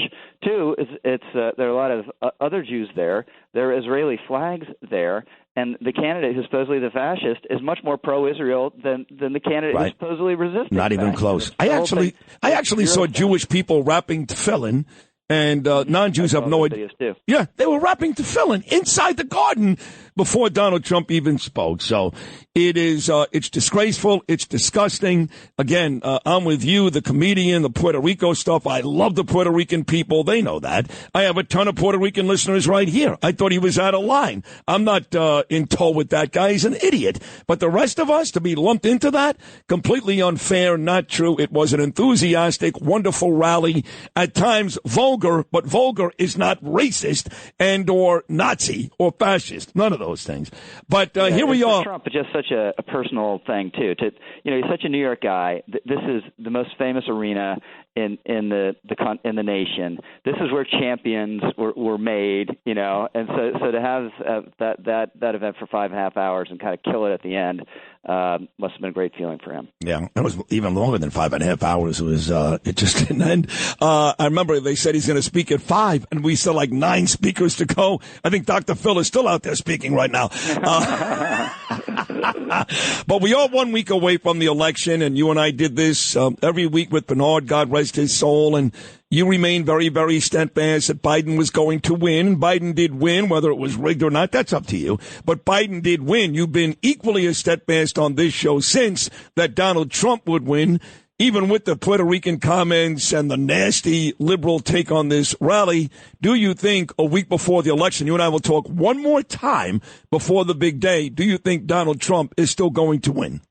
Yeah, I think it's tilted his way a little bit. I emphasize a little bit, but I've seen private polling that confirms the public polling that has him ahead in every single swing state, by a point or two. It's not like a landslide, but it's conceivable he could sweep every swing state and have a convincing electoral college victory, over 300 electoral college votes. Now, on the other hand, maybe there's a little surprise lurking. Maybe it ticks back down again the last week, and she has a turnout operation, that makes a difference, and she wins. So that's conceivable. But I definitely favor Trump, and I would have to say that again today, that if the election were held today, he'd win. All right, well, we'll do this one more time. I'm sorry about your Yanks. I mean, what a look, they won the most games in the American League. They got all the way to the World Series. But again, we talked about this. They had to beat the Kansas City Royals and the Cleveland Indians to get to the World Series. It wasn't like they had to go through these really, really good teams. This is the only really, really good team they faced, and they're getting killed. Yeah. The pitching's been good enough to win. It's just that hitting hasn't been there, and they've been much better defensively. I mean, something that encapsulates the whole series yesterday. Stanton gets thrown out, bang, bang play. I'm not sure you send him in that circumstance, but you're not getting a lot of hits with runners in scoring position, so maybe you do. And he had to make a perfect throw, that left fielder. And then the Yankees had their bang, bang, I think, with Judge throwing it, and the Dodgers just barely gets in there. So that's the whole series of it. You're right. You're right. And we're going to spend years wondering why Boone didn't bring in Tim Hill in the 10th in Game 1. Instead of Nestor Cortez, that's right. Great to have you on, buddy. We'll do this one more time before the big one. Good luck. Hang in there. All right, buddy. I will. Hang in there is about right. They are. I got to tell you, when you're on the other side of this media backlash, it's not fun. It's not. Even though we know what they're saying is over the top, disgusting, disgraceful, gross, all of it, it's not fun. But we're going to be okay. We got a big, big show still to come. We're only halfway through. We've got great guests like Linda Sadaka, Michael Gerbitz, Judge Jeanine Pirro, who was on moments ago on Fox and Friends, the great attorney Alan Dershowitz. We roll on a Tuesday morning, Sid and Friends in the morning. We'll be running, having great big fun until you got the note saying toe the line or blow, and that was all she wrote. Heading for the borderline, going for broke. Saying one more hit ought to do it. This got ain't nothing to it. One more for the road. Lead up. Whoa. He's for the money, he's for the show.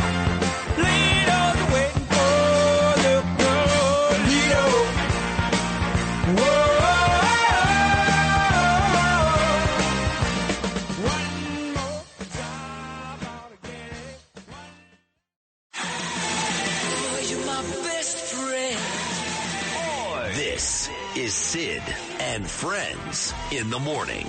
For my friends. 77 WABC.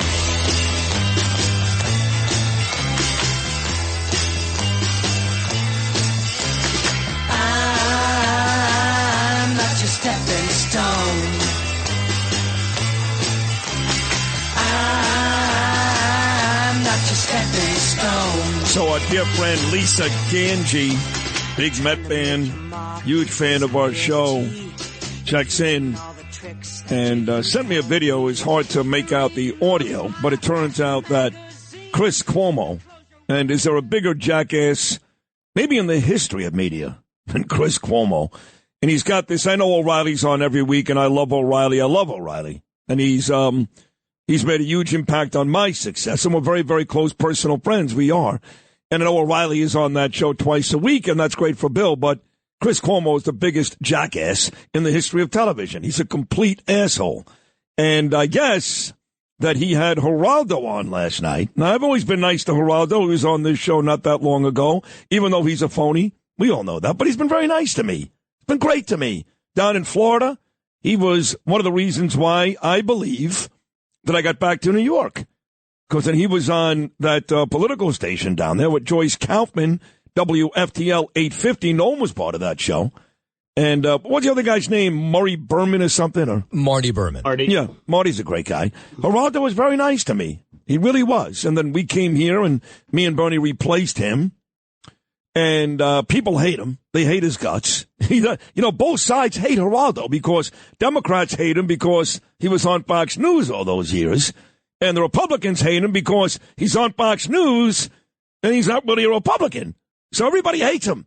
And he comes on this show and they kill me for putting him on. But I don't care because I like the guy. But according to Lisa, I didn't watch it. Nobody watched it. Nobody. Him and Cuomo both killed me last night. So it's fine. I mean, what do you expect? Chris Cuomo and Geraldo Rivera.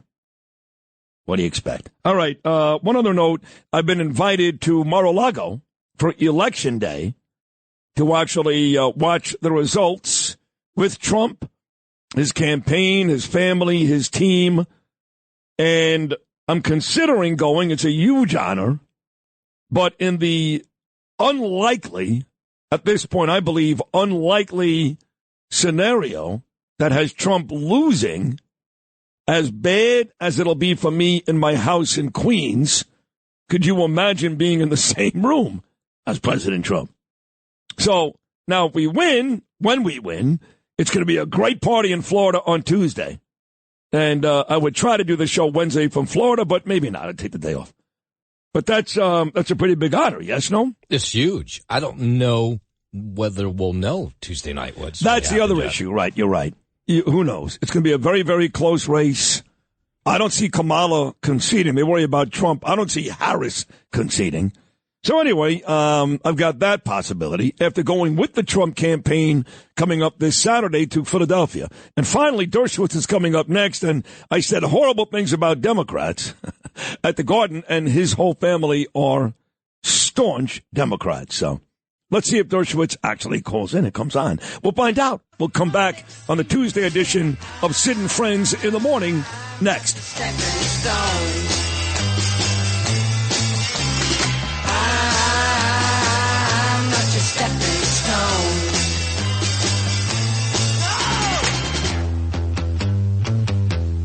Not your stepping stones. Not your stepping stones.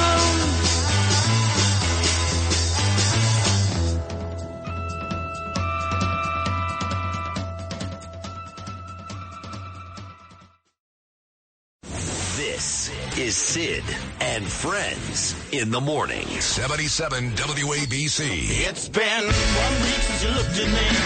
Cocked your head to the side and said I'm angry. My beautiful wife, Danielle. Danielle's the best. She just ran down a litany of things that Chris Cuomo has done and said over the years. From his COVID fiasco. Remember him? He was a COVID general, and then he would go outside and go to bars and walk up and down stairs with cameramen there and lied about all of that. And, well, he's just a reprobate. He's a bad guy. And that's okay. He can do what he wants to do. And Geraldo and Joe and Mika and Rachel Maddow and Nicole Wallace, because they're all wonderful people and I'm a Nazi. So they should read this column. It's coming out today in Israel, in the World Israel News. The name of it is Sid Rosenberg's Explosive Trip to Israel. What you didn't hear, New York's #1 radio broadcaster's message is clear. Israel's future hangs in the balance, and we must stand with our greatest ally now more than ever. And then Linda Sadaka and Michael Gerbitz, who will both join me coming up in about 45 minutes, detail the whole trip, from visiting Sderot to going to Judea and Samaria to spending time with President Herzog and Bibi Netanyahu, to President Trump calling in on that October 7th morning. But I'm the Nazi, right? And I'm the bad guy because I came out and I badmouthed Hillary Clinton at the rally, which I will tell you right now, I have zero remorse for and would do it again. Because what they've been doing, these Democrats, in an attempt to beat up Donald Trump and even me, even his supporters, is so grotesque and so despicable that any decent person, and certainly any decent Jewish person, would come to the same conclusion that I have. Now, I said some bad things about Democrats in general. I did, because I'm really embarrassed by the Democrat Jews. I'm embarrassed by them. I'm sorry. But I still have Democrat family and friends I love, like Alan Dershowitz. I love this guy like he's my father, my uncle, my brother. But I'm disappointed in so many. And that was basically what I said Sunday at the Garden, with a few expletives. With that said, here he is, the greatest attorney of all time, my dear friend, Alan Dershowitz. Alan, good morning, buddy. How are you? I'm doing great, but I'm not a Democrat. I am no longer a Democrat. Did you see Bernie Sanders this morning on television? No, I did not. Promising that if Harris gets elected, the policies toward Israel will change. There will no longer be support for Netanyahu. There will no longer be support for efforts to try to destroy Hamas and Hezbollah. I am not a Democrat. Look, said, I didn't like what you said about all the Democrats. You didn't like it either. You were caught up in the moment. But the idea that anybody would call you or the people who were at Madison Square Garden Nazis is a form of Holocaust denial. Let's be clear about that. Calling Trump Hitler is Holocaust denial. Calling Republicans Nazis is Holocaust denial. What it says is the Holocaust wasn't so bad. There were a couple of rallies. There were a couple of people standing and making bad jokes. That's what the Holocaust was all about. It denies the gas chambers. It denies the shooting squads. Anytime you analogize current political people to Hitler and to Nazis, you're diminishing the power of the Holocaust. And that's what's so wrong with that. And that's why I never use those analogies. Look, there are appropriate times to use analogies to, for example, Nazi youth. When people on university campuses today, including my own universities, refuse to allow students to go to class, that is reminiscent of what young Nazis did in the 1930s, not the 1940s when there was the Holocaust. You can't make analogies to the Holocaust, but you can make analogies to young Nazis who were preventing Jewish students and Jewish professors from going to class. So it's important to keep the message straight. Look, I have nothing but contempt for that dumb comedian. Me too. Who got up there. Nobody listened to him. He was a preliminary act, and he made outrageous statements about one of my favorite places in the world. I love visiting Puerto Rico. I went to weddings there, bar mitzvahs there. I have friends there. I have argued cases involving Puerto Rico. So I want to dissociate myself completely, and I think most decent people want to disassociate themselves completely from that dumb comedian. Well, we do. Let me stop you for a second. We do. I mean, I was at that rally. I couldn't stand that guy. Listen, part of my honeymoon with Danielle was spent in San Juan and Puerto Rico. And last year, after October the 7th, when I was exhausted, Alan, and getting death threats and had to get away, where did Danielle and I go last December? Back to San Juan, Puerto Rico. I love the place. We have something in common more than our support for Israel. Yeah. I went on my honeymoon to Puerto Rico. Oh, that's funny. To the Caribe Hilton Hotel. I carried Alan. Alan. Kosher food to eat during my honeymoon. You're not gonna believe this, but last December, literally months ago, and we're going back this December, we stayed at the Caribe Hilton Hotel. Yeah, I loved it. Yeah. But you're right. So Look. Let's put aside. I hope that Donald Trump today has a press conference. I hope he condemns that comedian. Made a mistake bringing him on. There was no place for a kind of comedian who is known for being an abuse comedian like that. And, but that shouldn't affect anybody's vote. Do you think it will? I think it may. And I think he has to handle it delicately. Look, Geraldo Rivera went off after him. You can understand that. Geraldo is, half Jewish, half Puerto Rican, and he loves Puerto Rico. So you can understand it was a personal affront, but don't necessarily attribute it to all Republicans or even to the Republican candidate for president. Look, I worry much more about the future, about relationships between the United States and Israel. I worry what happens if Bernie Sanders and AOC become more influential in the country because the Democrats win. I am no longer a Democrat. I'm not a Republican. I'm an independent. I'm voting down the line. I'm going to decide which candidate is best for America, for world peace, for Israel. In every instance, I'll vote for some Republicans. I'll vote for some Democrats. But I am never going to vote straight line Democrat. And frankly, I don't care if the Republicans or the Democrats control the Senate or the House. I want to vote for individual candidates who are best for the values that I and many of my friends and family agree with. I think that's the way people should vote. You should vote for individual candidates based on their own qualifications. I think that's fair. I think what's funny too, Alan, is that because people respect you so much, it's testimony to you. They're really, really curious to who you're voting for.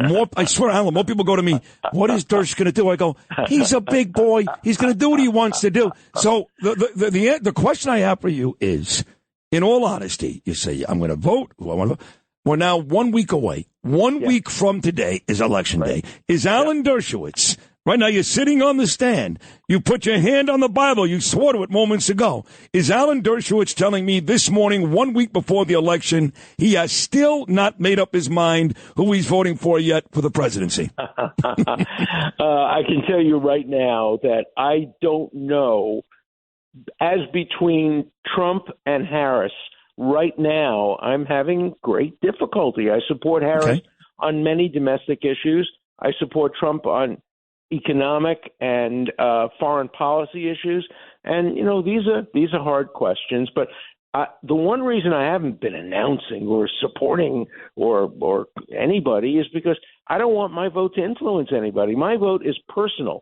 It depends on so many factors. As you know, it involves family members. I have family members who care so deeply. So, I don't want people to say, oh, my God, Dershowitz is voting for X, therefore I should vote for X. I don't think people should do that in any event, but in my case particularly because my vote is so personal and it involves so many factors that don't relate to other people that I don't want to endorse anybody. It's interesting, going back to the Israel conflict for a second, because, again, you're so close to it and BB loves you.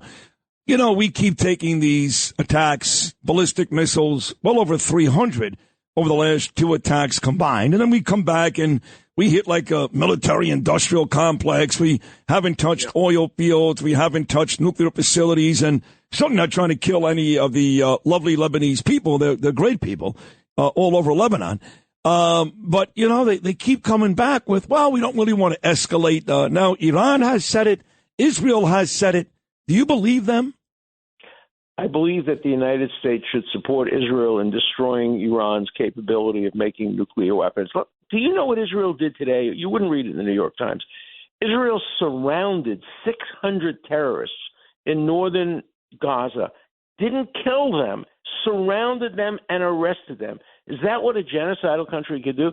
Israel had the perfect right. If you have 800 or 600, no matter how many terrorist combatants, you can kill every single one of them. There's no rule of proportionality that limits the number of combatants you can kill.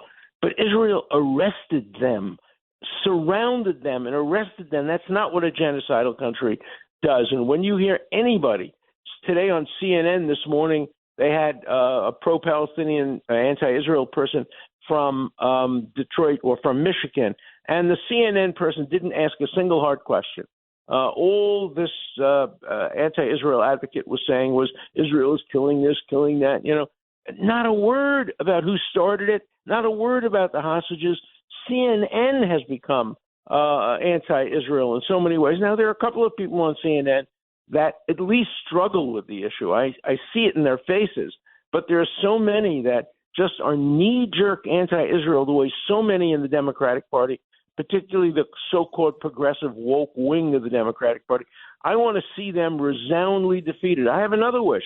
I want to see Pennsylvania go Republican. I want to see Harris punished for not picking a Jewish running mate. And the only reason she didn't pick Shapiro was because he was Jewish. 100%. There's no doubt about that. No doubt. And I want to see her punished for that. You're 100% right. He wanted it. She wouldn't do it because she was worried about Michigan, Minnesota, and quite frankly doesn't like Jewish people.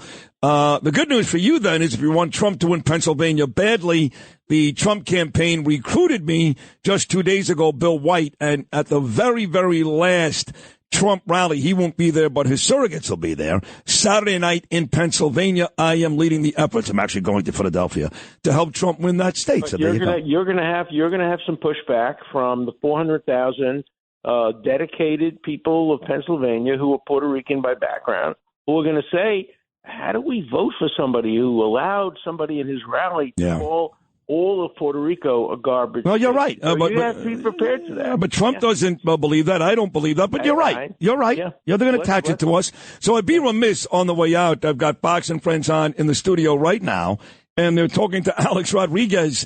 And I wanted to bring this up with you last week because you're a great baseball guy. You're a Brooklyn Dodger guy. Yankees, Dodgers dated all the way back to the first Yankee win, 1941, and the first Dodger win, which you remember like yesterday when the Brooklyn Dodgers finally won it in 1955. It looks like... I really remember it. I own Don Zimmer's World Series ring from 1955. I'm wearing it right now. Is that right? Says Don Zimmer. Remember, Don Zimmer played second base in Game 7 because Jackie Robinson was not feeling well. And, of course, you know, that incredible last game, I had promised myself, you know, if the Dodgers win the World Series finally, I'm going to go to shul all the time and pray. And so I did. I kept my word, but God acts in strange ways. He then moves the Dodgers out of Brooklyn to Los Angeles. Sandy Koufax, my next-door neighbor. I grew up on the same block where Sandy and his father, Irving, the lawyer, lived, 48th Street, between 14th and 15th. I was between 15th and 16th. Sandy moves to Los Angeles and becomes the greatest pitcher in baseball history. God works in strange ways. So are you watching, the Yankees have beaten the Dodgers 8 right. So you're about to get the fourth win in 12 tries. You're still a big Dodger fan. Yeah, no, I was a Dodger fan. For a while, I hated the Dodgers because they moved to Los Angeles. I hated the Yankees, but I now like the Yankees. I like Randy Levine. I like some of the people who are who are involved in the Yankees. So, I'm a Red Sox fan now. Brooklyn Dodgers, Red Sox, same thing. For a while, they never won anything, and then, of course, the Red Sox became very powerful. Now they're losing it all. But I have to tell you, the owner of the Red Sox was my close friend. And he used to invite me to games all the time. He invited me on his airplane. And then when I defended Donald Trump on the floor of the Senate, the owner of the Red Sox refused to take my calls, wouldn't invite me to a game. And I've had ambivalence about the Red Sox ever since. Wow, I don't blame you. Well, listen, it is great to catch up with you. I love you so much. And now I got to talk to you before next Tuesday because a week from today, you're going to make that decision. In fact, on the way out, let's just say, hypothetically, you vote for Trump. Let's just say that, okay? Yeah. Now, let's be honest. I know your wife and your son, and I love them, and you love them. There's no way in a million years you can publicly come out and say you voted for him, even if you did. I mean, honestly, right? So you're going to have to. I love sleeping with my wife. Right. I love it. I get it. Trust me. I mean, look, I'll tell you the guys. I took a picture on Sunday with Tucker Carlson, okay? And Danielle said, "You're not going to post that picture, are you?" And I said, "Of course not, sweetheart."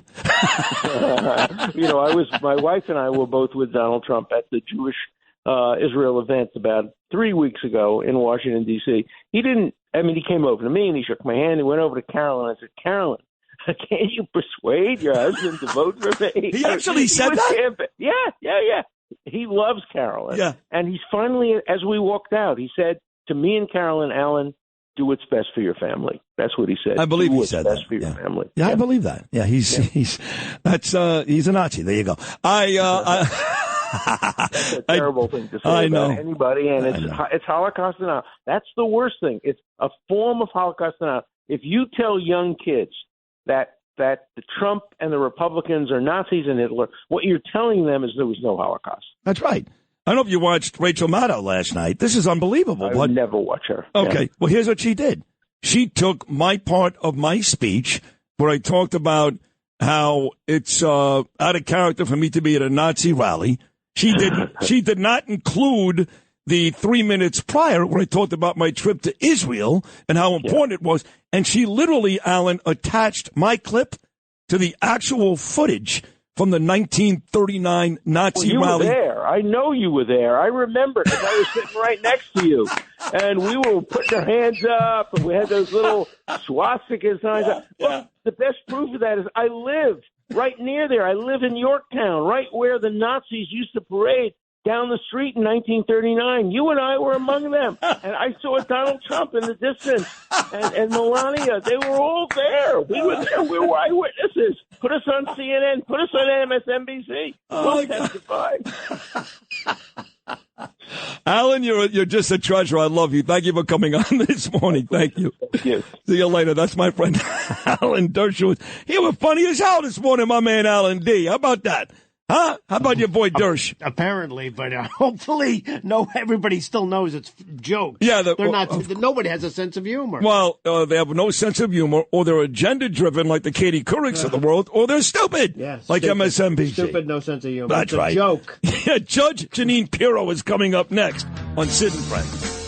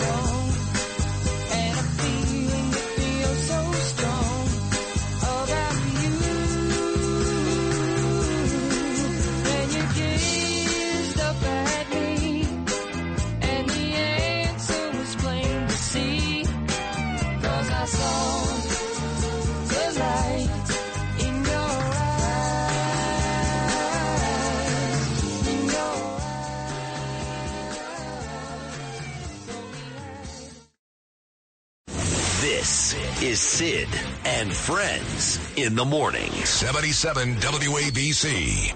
Illegals, they get whatever they want, don't they? 5-star hotels, cash, get Yankee Dodger tickets tomorrow night. Great floods of tears for a few 100,000 job-taking so-called poor Jews who incidentally in general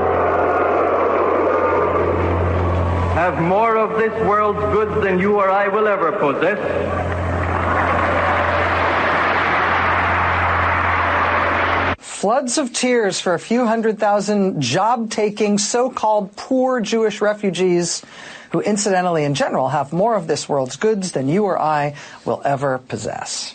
That was from the 1939 rally. If you don't want to be compared to the folks who held rallies like that in 1939, don't hold rallies like that.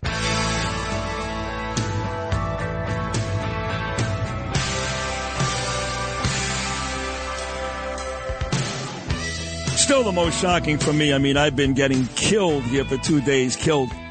You name it, they've killed me. The New York Times more than once. Daily Mail. The UK, they're killing me. Teen Vogue killed me this morning. I mean, I think there's about 120 different publications. But that one right there, Rachel Maddow last night, actually attaching what I said at the rally. She attached the actual video from the 1939 Nazi rally to my little piece at Madison Square Garden and made the argument, hey, you don't want to be called a Nazi rally, don't do it.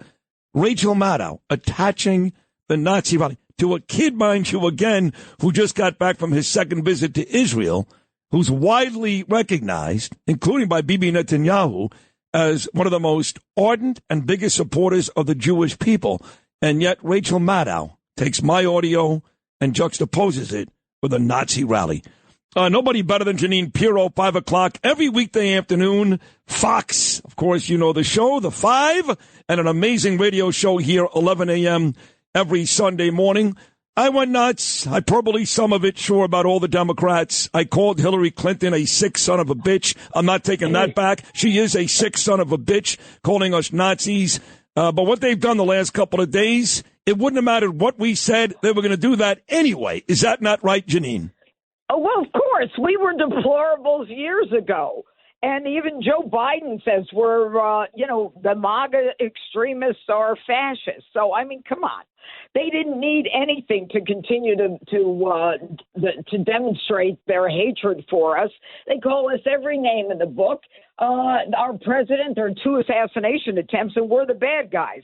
And by the way, the last guy who got shot, as I recall, was Republican Steve Scalise, who got shot because he was a Republican. So what you can't do is let that nonsense bother you, because they are so desperate. They have a candidate, Sid, who can't even explain whether we're better off now than we were 4 years ago. She cannot articulate what she's going to do for Americans. She can't even answer the question on The View where they say to her, how are you going to be different from Joe Biden? Would you do anything different? She says, I can't think of a thing. She can't think of a thing because there's no think tank in the thing. So, I mean, it's like, it's scary stuff. And I was at the rally on Sunday. I have to tell you, I've been to the Garden many times. This was a party. It was not anything other than a party of happy New Yorkers.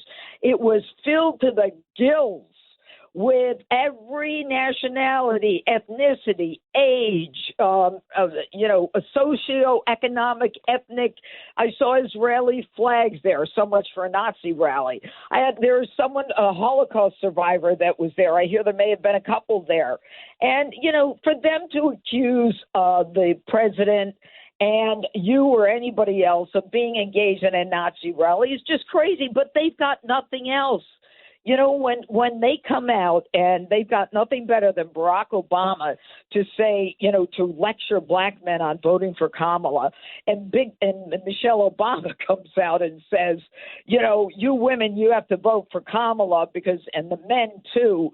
I mean, come on, they've got nothing to say in her favor. No. And they want to call him a threat to democracy. Here's a woman who's running for president who hasn't gotten one damn vote for vice president or president. Right. I mean, talk about a machine. They are a machine. Yeah, but they are haters. And hypocrisy. And my wife brings up a good point. This Nazi issue never would have been addressed at the rally if they didn't start that. Specifically, Hillary Clinton.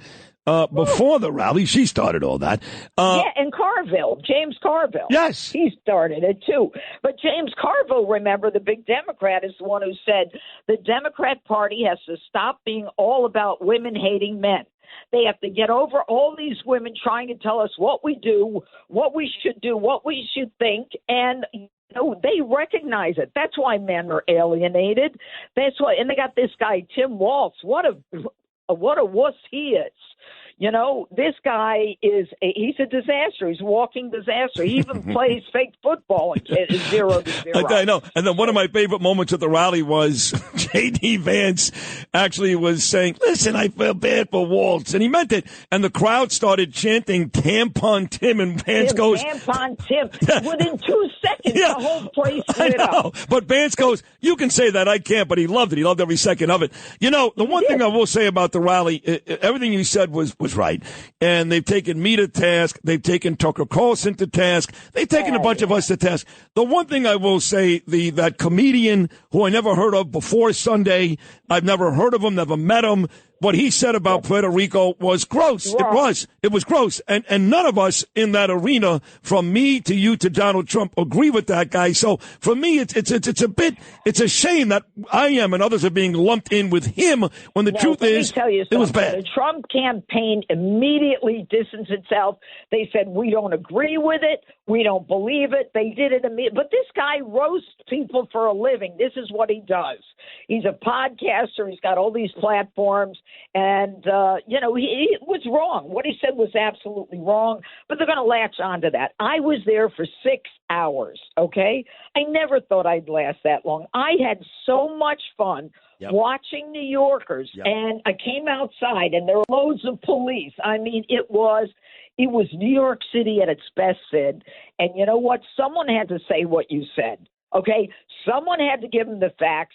Someone had to let them know about this city, and you let the left say whatever they want. They've been talking about me for years. I mean, I started running for office in 1990, and I've got the scars to prove it. But in the end, you've got to be true to yourself and what you believe. And those people in that garden on Sunday, they've all paid the price for being a Trump supporter. Every one of them, afraid to wear a hat, afraid to say they're voting for Trump. They get it, and yet they're there in the garden trying to make it clear to the rest of America, we don't give a damn about you and your that we're Nazis or we're deplorables or we're deploying the God and guns. That's right. Hey, I like God and I like my gun. So you know what? If you don't like the Constitution or the Declaration of Independence, then, just do whatever you got to. But don't listen, interfere with it. You're right. And they made me feel like $1 million. When I walked out there on that red carpet, I'm fist pumping. That crowd made me feel like $1 million.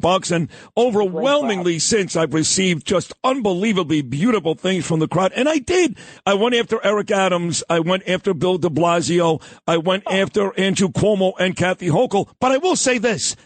Trump, we both love Trump, and I know why he does it, because he's a victim of the DOJ as well, but he's got to stop with this Eric Adams, I feel bad, blah, blah, blah. At least preface it by saying, I know he's a crappy mayor, but he doesn't do that. It almost sounds like he likes the mayor.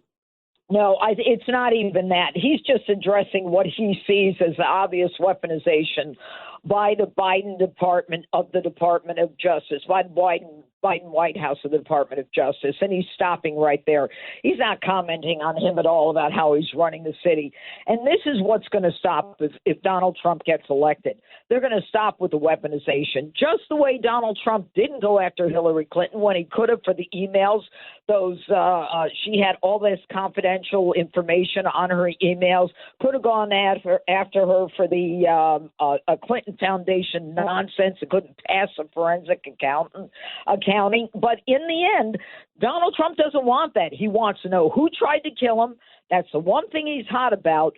And he also wants to know and make sure that Hunter Biden, if his father doesn't pardon him, Donald's going to pardon him. So don't give me this nonsense that Donald Trump he's a hater, he's a this, he's a that. The left is full of hate. Remember, you point one finger, 4 fingers point back at you. And by the way, I did Fox and Friends this morning at 7:30. Oh, you look great. You and Jessica look great up there. I saw it.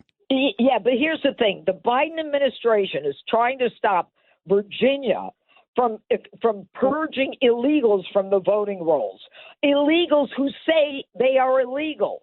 And Virginia is saying, wait a minute, they said they're illegals. They shouldn't be able to vote. It's illegal to vote if you are illegal. And the Biden administration is saying, no, don't. They should be able to vote. I mean, this is crazy town. Yep, it is crazy. Got to get over it. Got to get over that. And, did you have a chance, because I get a kick out of the media every time Trump does a rally or is somewhere important and his lovely wife Melania doesn't show up. Well, she hates him. Yeah, right. Right. So there they were kissing on stage at the rally Sunday with Lee Greenwood. Yeah, and she was, did you see her this morning at Fox and Friends? Yeah, we spoke. Yeah, absolutely. She looked fabulous. And you know what? She's out there. She's his backbone. She is a huge, not just a supporter of his, but he relies on her. He respects her. So they can talk all they want, but the truth is they are very connected. They just don't need to prove it to you. Right, exactly. She is a very quiet person, but very strong. I got the same thing as, with Danielle. Without me, Danielle is my rock. I mean, my absolute rock. You know that. So what do you think, Jeanine? You and I are going to talk one more time before this epic day. The election. Yeah, what do you think? Well, I'm cautiously optimistic, but I'm also worried. I'm worried that, Barack goes out there and Michelle goes out there and, hey, but did you love it? They had to drag 3,000 people into a rally under the guise that Beyonce was going to sing. She never even sang. That's how desperate they are. But at the same time, you don't know. You don't know. A lot of people only watch, the mainstream media. They don't know what we know. They don't listen to radio. They don't watch Fox News, but hopefully they'll see Donald Trump on Joe Rogan. They'll see Donald Trump at McDonald's. They'll see, Donald on the Theo Von podcast. All of these unusual kinds of interviews that he's doing because the mainstream media won't give him a solid. I mean, they just will not give him a fair chance.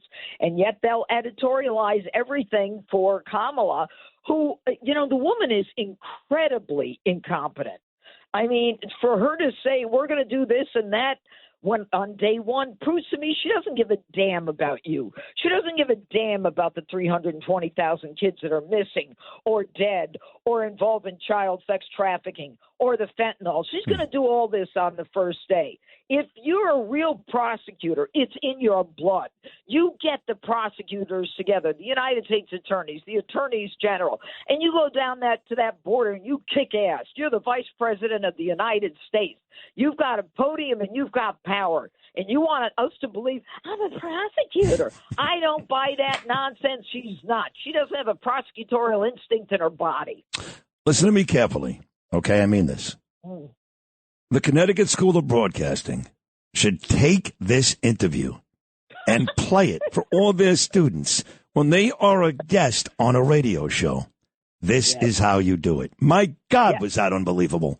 So great. Well, I love you. I love you back. It makes me very angry. Me too. I believe in America. I believe in its citizens, and they have a right to be safe.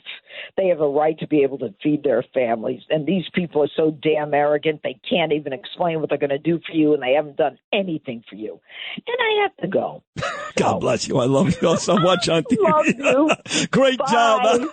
Take care. The great Judge Jeanine Pirro, everybody, every weekday afternoon on the 5 o'clock on Fox News. And, of course, an amazing radio show right here, 11 a.m. every Sunday morning. One more hour to go, yes. Proud Nazi that I am. There's a great story about me in Israel today, about my love for the Jewish people. We'll talk to Linda Sadaka, Michael Gerbitz, and more. Fourth and final hour after Stevie Nicks and Noam with the news.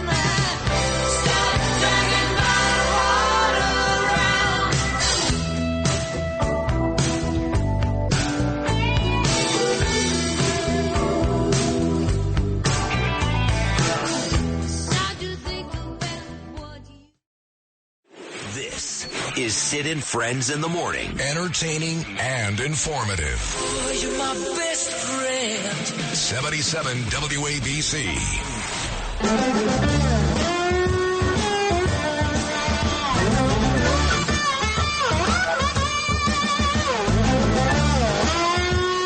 Here's a new thing I've noticed now. Since the Garden Rally. Just so you folks know, for a lot of you on the internet, I read all the message boards. For every negative comment I get, and I get a lot, the last 2 days I've gotten some really nasty stuff. That's fine. Part of the game. But for every negative one that I get 10, 20, 30, 40, I don't know. Let's say, God, I love you. Thank God for you. Maybe more, I don't know. So take solace in that. But here's the new thing. They go on your Facebook page, and they have these stupid names like Johnny Sunshine, Deborah Forehand, names that are fake, And what they do is these Democrats, they post like 90 things. So when you block them and have to delete everything, it takes forever just for one person, And they pretty much say the same thing. But they're clearly fake and just stupid. And then you get the real Democrats, the real people that are angry. That's fine. Say, here's a new thing. Now I get these emails last couple of days. They're all Jews. Brian Lipschitz. I used to love you, and I don't know what happened to you, but clearly you're not the same. You never loved me. And here's the next thing. If you did love me and you're angry now, I don't care. I don't care.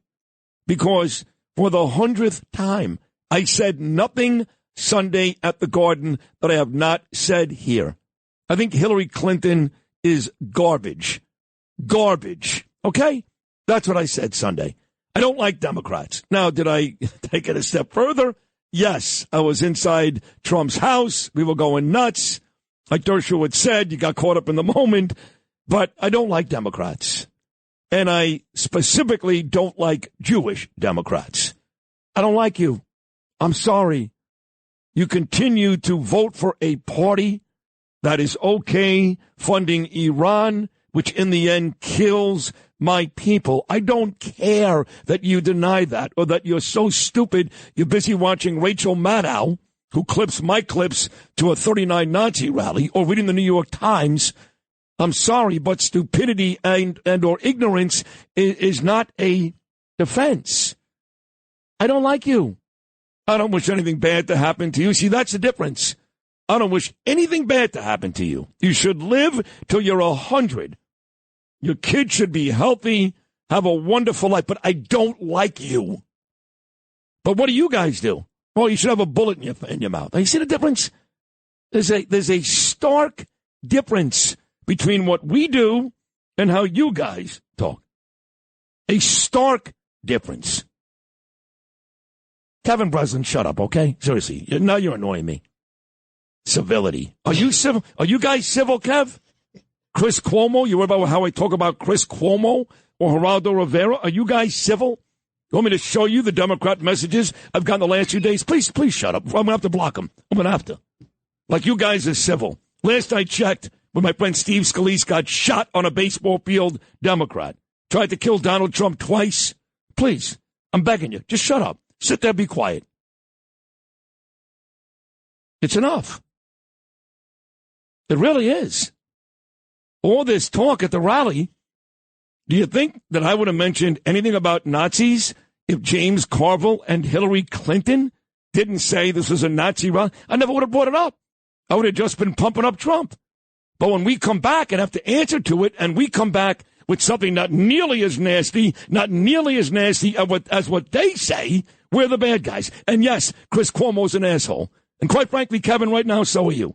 I'm taking a short break. We'll talk to Linda Sadaka. We'll talk to Michael Gerbitz right after these words. Wake up, mama. Turn your lamp down low. You got no love, baby. Turn up the sound from your door.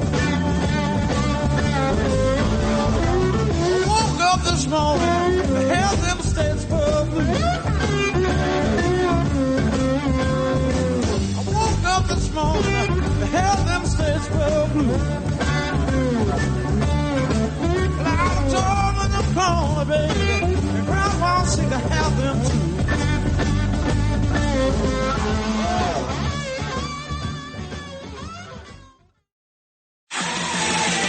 You're my best friend.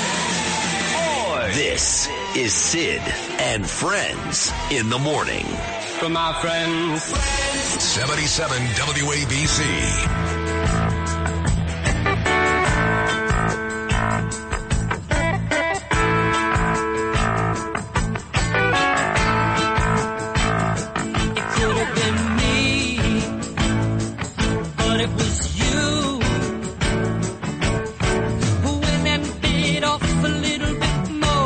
All right, so I blocked Kevin. I couldn't take it anymore, so that's the end of that. And this is enough. Tell you 100 times nicely, don't text me during the show about your stupid friends and not my friends. And I've been dealing with this for way too long, and clearly, I mean, listen, folks, let me explain something to all of you. Life is all about timing. It's all about timing. Clearly, you can tell that ever since the rally on Sunday, I've been dealing with a lot of garbage, nonsense, unwarranted, unfair, nasty, over-the-top attacks, death threats, all of it. So if you're a friend of mine And I've warned you before about the Cuomos and your other Democrat friends that I don't like. You know, I have a nice, I have a relationship with Andrew. It's a talking relationship, but there's no love lost there, trust me. And Chris, I can't stand Chris, but doesn't matter. You know, clearly this is not the day to criticize or tell me what I should and shouldn't say about certain people on the air. You know, not today. I'm dealing with a lot of really nasty stuff directed at me from Democrats. So excuse me for being a little short when it comes to patience. Doesn't make any sense, Lou. Am I making any sense? Well, I see you, and I know you pretty well, so I know when to leave you alone, stay away. You just said it. You're dealing with a lot. If you have that many threats on all your accounts, it's clear to just stop sending you crazy messages. Right. That's all. Very simple. My name comes up every time there's a story about me. I get an alert. I don't know. Maybe I'm in 160 publications now, from the Times of Israel to the New York Post to the New York Times to Rolling Stone to Vogue to Teen Vogue. I don't know of any magazine. I'm not in. You are right on the needle right now, so you're going back and forth. So that's what's going. You're moving everything right now. Right. So to just stop and not stop bothering you with these things, these messages. And everything will be fine. Especially if you're a quote-unquote friend, right? I mean, know your place. Seriously, be quiet. So, I don't get it. I just got my latest edition of Boy's Life and Highlights magazine, and you're not neither of those. So Goofus and Gallant has a really funny comic in there. But I think the other comic is in one of those magazines, right? I think. I really believe before it's said and done, I'll be in every magazine, newspaper. The L.A. Times hammered me pretty good yesterday. They felt the reason to bring up Serena. I don't know why, but they did. The L.A. Times, you know. So the last thing I want is a buddy of mine from my neighborhood to tell me I shouldn't call Chris Cuomo that. Or are you crazy? He's on there last night killing me with Geraldo. Hey, why don't you go over to that bear and take the honey away from him? That will be a fun thing to do. Let's do that. Well, now on the complete flip side, this is a great piece. It is entitled Sid Rosenberg's Explosive Trip to Israel, What You Didn't Hear. New York's #1 radio broadcaster's message is clear. Israel's future hangs in the balance, and we must stand with our greatest ally now more than ever. Linda Sadaka, who I have to say is a great writer, not good, great. And she wrote the story about my precious daughter Ava, how she was doxxed and all the things that she's going through in the UK. And Michael Gerbitz, who owns World Israel News, which published this story, and it's ironic it comes out now, right? I mean, how ironic is it, Linda and Michael, we'll start with you, Linda, that here this story comes out today, basically championing me as this great people for the Jews and Israel, while I'm being blistered around the country for speaking at a Nazi rally. Once again, life is all about timing, Linda, right?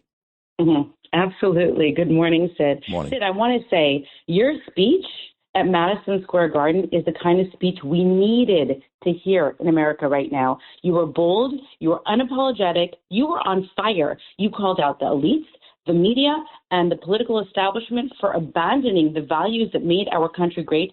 And you dismantled the divisive narratives that have been used by the left to pit us against each other.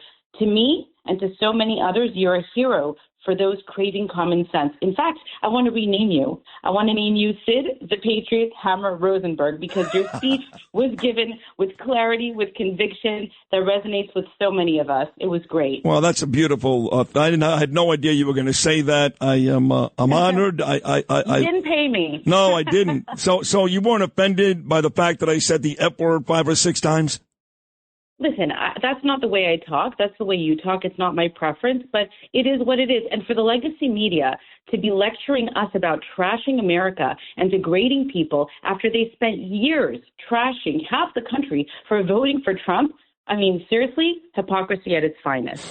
Couldn't agree more. Michael Gerbitz Michael came to visit us at jns.org in Jerusalem. He actually sat down, did a live interview on air with us during that great trip. And every time he came, he brought gifts. I don't know. I've got like 9 things from Gerbitz at my house right now, included gold-plated tallis, which is absolutely gorgeous. So, Mike, great to have you back. First, you guys did the terrific story on my daughter Ava. Now it's me, and I really can't thank you guys enough. This is a great story by Linda. Great. It's fantastic, and it was. I must say, it was great meeting you in person. I really enjoyed that, and my wife too. I have to say, one of the first things you said at MSG was, "They listen to me from Jerusalem, like you're listening to me." Well, I knew you were talking about my wife, and I told my wife Bonnie, and she's like, "He's talking about me," because she listens to you, like I told you, and you met her in person more than anybody else in this country. So you're live here, and you're alive, and you're live, and we love you. Thank you. And your wife is lovely, and it was fun meeting her. She really is a big, big fan of the show. That was terrific. And I did mean that, Michael. I mean, here it is again. You've got Hillary Clinton calling us a whole bunch of Nazis. And last night, if you don't know this, Rachel Maddow on MSNBC took one of my clips and then attached to it, juxtaposed it with the actual video from the 1939 Nazi rally. This is after I spent 2 minutes talking about my experiences in Israel, which you guys wrote about. How unbelievable is that? It's insane. Does Hillary know that Bill Clinton accepted the 1992 presidential nomination at Madison Square Garden? Is she aware of that and all the other events that happened there over the last bunch of decades? I mean, it's almost like it's not even worth responding. It's just garbage. I mean, it's not even worthy of a response. Anyone that has a half a brain realizes this is the most ridiculous, insane thing. It's just not even worth a response. But I guess you have to, because otherwise, silence is agreement, and we know that you have to speak out. But it's insane. It's crazy. Yeah, it really is. So, Linda, I want to get back to the column for a second. One thing that you do really well, and I do a lot of columns. I'm in a million papers all the time, whether it's Israel, New York, doesn't matter. You're the most detailed author I've ever worked with. I mean, you talk to me, you'll send me 90 questions and I love that. I love that about your interviews. And you really did capture the essence of this most recent trip. I've only been home for 3 weeks. It feels like longer now, but I've only been home for 3 weeks, but you captured the essence of all of it. From Trump calling in when I was in Sderot that Monday morning in a bomb shelter before the show, to meeting with President Herzog, to obviously breaking the fast thanks to Tila Falik with Bibi Netanyahu, and to all the other things going on the ground in Israel and even back here in the United States. In this one piece, Linda, you're able to really capsulize all of it. And I thought it was a tremendous job. Thank you so much. Sid, the thing is that you are not just a spectator.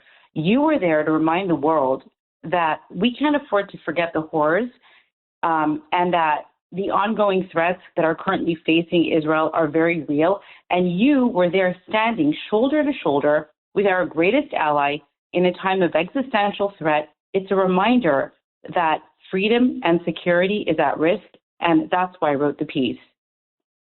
They are at risk, and a lot of Jewish people, Linda, get angry with me. They mention the Torah, and they get very angry with President Trump because Trump said, hey, listen, if you don't vote for me and you leave this up to Kamala Harris, I can't promise you there's going to be a future for Israel. And people like Alex Trayman and my other friends, Alan Dershowitz, Rappaport, they go, no, we're going to be fine. And the truth is, I believe we would be fine because of Bibi. But on the other hand, there is this threat that is a real threat. I don't think when I say that or Trump says that, that's over the top. I just don't. No, you're 100% right. We are going to be fine. But let me just say, Trump, first of all, I sent in my ballot last night with someone who is traveling to the States. So we're voting here too, okay? Let's hope in New York State it has some value. Maybe that's a swing state. I don't know. I mean, you never know. But I feel like I want to just tell everyone that how important Israel will exist, but it's also important to have good friends, okay? God wants us to do our what we call hishtadlut. We have to try. We don't just sit back and say, let God run the show. We do our best. A guy like Trump, he recognized Jerusalem as the capital of Israel. He moved the embassy to Jerusalem, recognized Israeli sovereignty over the Golan Heights, He broke out of the Iran deal, stopped funding the Palestinian Authority. I can go on and on. Peace accords with Arab countries. I mean, that's it. I mean, if you're an Israel supporter, if you're a Jewish person and you care about Israel, or if you're a non-Jewish person and you care about Israel, or if you care about America, these are things that should have been done years ago, and only Trump did that. That is a reason enough to vote for him. There's a million other reasons, but right there, if you're pro-Israel, this is what we need to do. We need to get out and vote for the person that's done so much. He's done more than probably every other president combined for Israel. That's the truth. No, that is the truth. That Reagan did some good things, and so did Truman. But Gerbitz, you live in Israel. Linda, you're in Brooklyn, not far from where I grew up. And I hate to break this to Michael. I know he knows this already. But the truth is, these Jews, like here in New York, they don't care about Israel. They don't. They act as if they do, and they're proud to be Jewish, and they go to their fancy shuls, whether it's Temple Emmanuel or all these other Fifth Avenue temples. But the truth is, they don't care about Israel. They care about where they're going in Dix Hills and their fancy houses in Deal, New Jersey, and all the money they make. But I care about Israel. You care about Israel. Gerbitz cares about Israel. The reason why Jews have no problem voting for Harris and an anti-Semite party and don't like Trump is they don't care about Israel. That's a fact. Yeah, it's true. Sid, this isn't just a fight between left versus right. It's about whether we believe in the American dream, individual liberty, and the right to pursue happiness without government interference. We've always been strongest when we stand united, whether it was fighting for independence, equality, or defeating fascism. And really now we're being called to rise again. America's not done. The flame still burns. The flame of liberty still burns. This is our moment. It's your moment. And the world needs to see what Americans are really made of.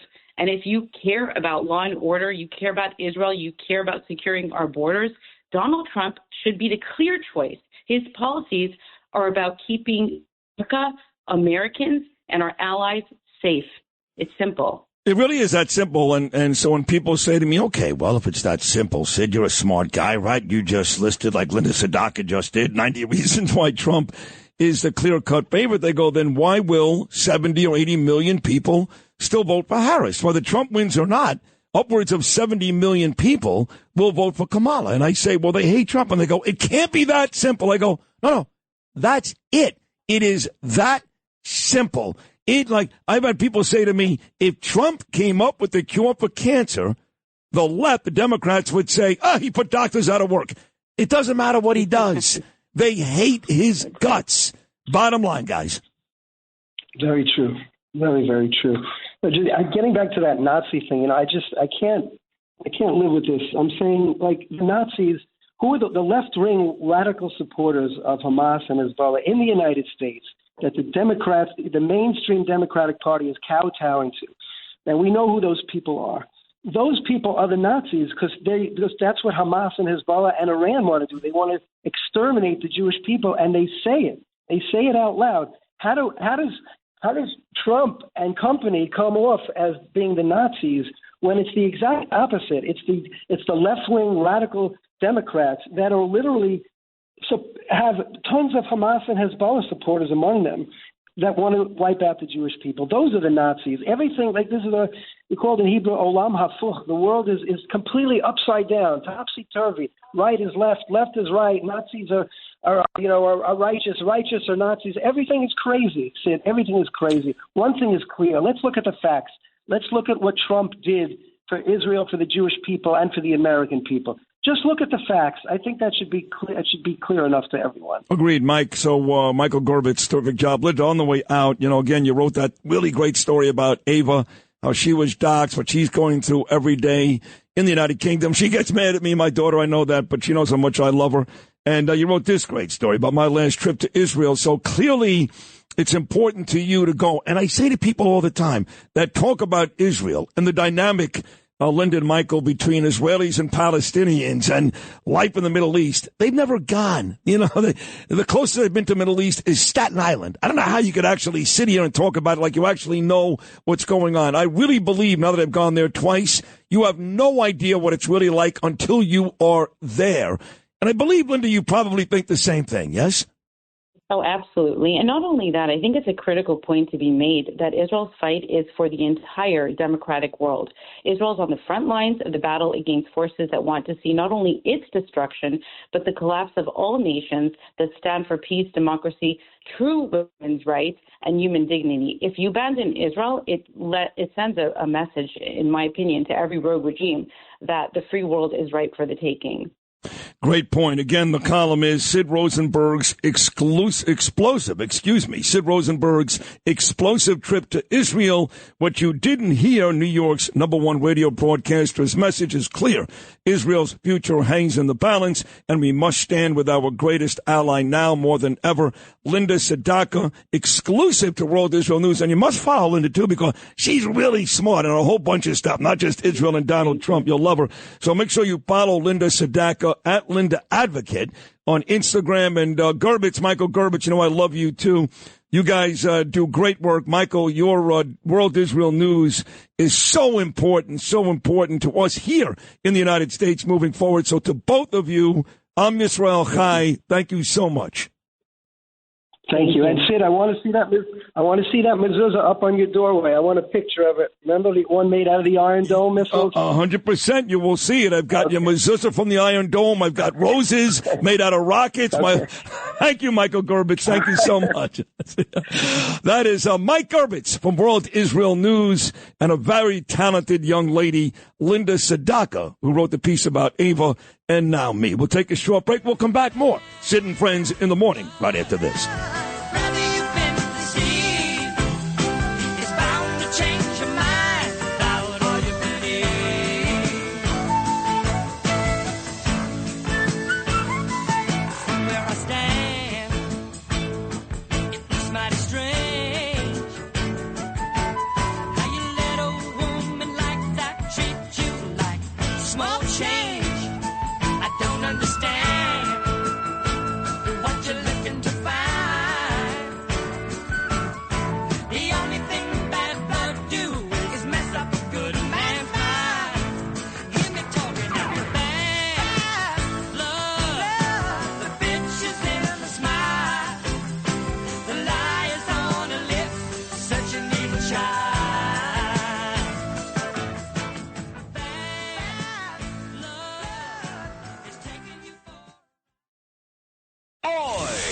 This is Sid and Friends in the morning.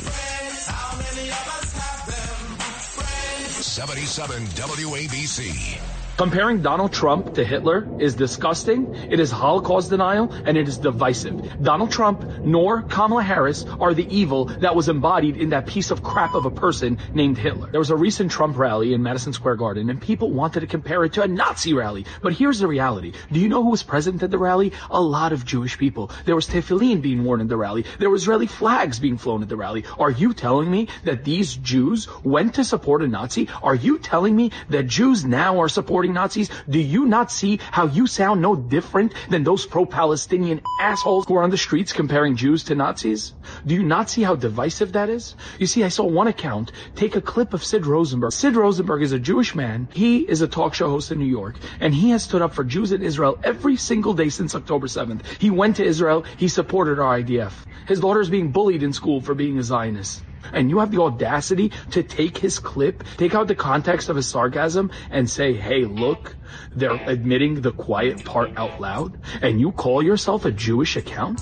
You deny the Holocaust, and you call yourself a Jewish account? You try to divide the Jewish people, and you call yourself a Jewish account? You want to call one of the most outspoken Zionists in New York a Nazi supporter in an age where we are being accused of being Nazis, and you call yourself a Jewish account? Shame on you. Do you not see how that is distortion? Do you not see how this is divisive? That's my man right there, Abraham Hamra. Abe does a great job for the Jewish people. The name of that account is @JewishDems, and I got a lot of people yesterday that sent me that clip. I don't know who the lady is. I don't know who the lady is. But she went up on me and went up on the rally. And it's nice that Abe Hamra heard it, and it made him angry. Abe is a good man and a great Jew, so I appreciate that very, very much. And I'll take one of those from Abe over 10 idiots on MSNBC and CNN calling me names all week long. See, it's about quality, not quantity, Lewis. That's all. I've learned that. You have, haven't you? But unfortunately, it doesn't always resonate that way. So just be careful if you're a friend, family member, if you've got my phone number somehow, I don't know. You don't want to end up like President today, so just be... Not the time. Maybe in a couple of days, when all this kind of calms down and I go to Pennsylvania to campaign for Trump, and God knows if Trump loses next Tuesday, I'm not going to be in a very good mood, Lou. I'm not going to even come near you. What are we going to do Wednesday? I can't come to work. If hopefully we don't know. Hopefully we know that he won, but if it's in the balance, I mean, what do you think? I know I've asked you this earlier, but do you think we know by Tuesday night who wins? We didn't know last time around, right? We had to wait for Pennsylvania to come in. We thought he won. Yeah. Me and Bernard started the show by playing Queen. We are the champions. Yeah. We were celebrating. And then I forget who it was. They were like, guys, you may want to simmer down just a little. Why? We won. Well, I don't know if you won. What do you mean? Well, Michigan. Like, what are you talking about? He was up by 1 million votes everywhere. Well, sure enough, he lost, but that wasn't until the next day, right? Well, that's because they started counting all the absentee ballots. No, that's because they created votes that didn't exist. Well, some people believe that, yeah. Yeah. Like the greatest meme I ever saw that year was when the Chiefs played the Buccaneers in the Super Bowl, and Tom Brady and the Bucs won, and then somebody put out a meme later on that night that the Chiefs just found 4 touchdowns, and they've actually won the Super Bowl. Right? No, that's great. Yeah, that's actually akin to what happened on Election Day, I think. But at any rate, whatever you believe, we thought he won, and clearly he didn't win. So after further review, there are 7 missing touchdowns. Patriots will receive. Yeah. So we're not going to know, are we? No. We could. Look. Should I go to Mar-a-Lago or not? What do you think? Yeah. I should go? Yeah, 100%. Because. Well, could you think of a worse place to be if he doesn't win? God forbid. Could you be in a worse place and in the same room as Trump? No, because I think it's historic. So either way, for your sake, hopefully he wins. I'm starting to get tired of making history. It's exhausting me. What I did Sunday was historic, and it was great. By every decent person's account, it was great, and it's exhausting. I remember when Louis' buddy Imus, his old buddy there. Oh, yeah, missed. When he made that speech at the White House Correspondents' Dinner for the Clintons. Yes. And that didn't go very well for the I-Man. Yeah, that was only about 4 months of prepreparation for that. Right, he prepared 4 months. I prepared 4 minutes. Yes. But he had them all writing stuff. and rewrites and reviews and back and forth. All right, Bernie, this has got to get fixed. Now, he took a worse beating than I've been taking the last couple. But I guess he deserved it, I guess. Was it close? Well, I don't know if did Imus get death threats and all that stuff? I don't recall that. Oh, so maybe mine is worse. No, he was just in the media getting, why would he be up there? Why did they invite him? No, I think mine is worse. They weren't calling him a Nazi. They didn't threaten to kill him, put a bullet in his mouth. No. Mine's worse. I don't recall that. I just don't recall that. That was just us telling Imus that. Yes, that was the every day. You got mistaken. Wishful thinking. Oh, my God, he found my email again. I can't believe it. We're done for today. Don't forget, I'll be on Jason Whitlock's top-rated, millions and millions of viewers, his Fearless podcast, coming up later on today, and we'll all be back, as my dear friend Gene would say, God willing, for a 6 a.m. Wednesday show tomorrow. So until then, for my unbelievable cast of friends, Lou Ruffino, just amazing, Justin Elliott, great, and the very, very talented Noam Laden, we all love you. Have yourselves a great Tuesday in New York City. We'll be back tomorrow. Until then, peace! There's panic on the switchboard, tongues and knots. Some come out with sympathy, some come out with support. Some blame the management, some the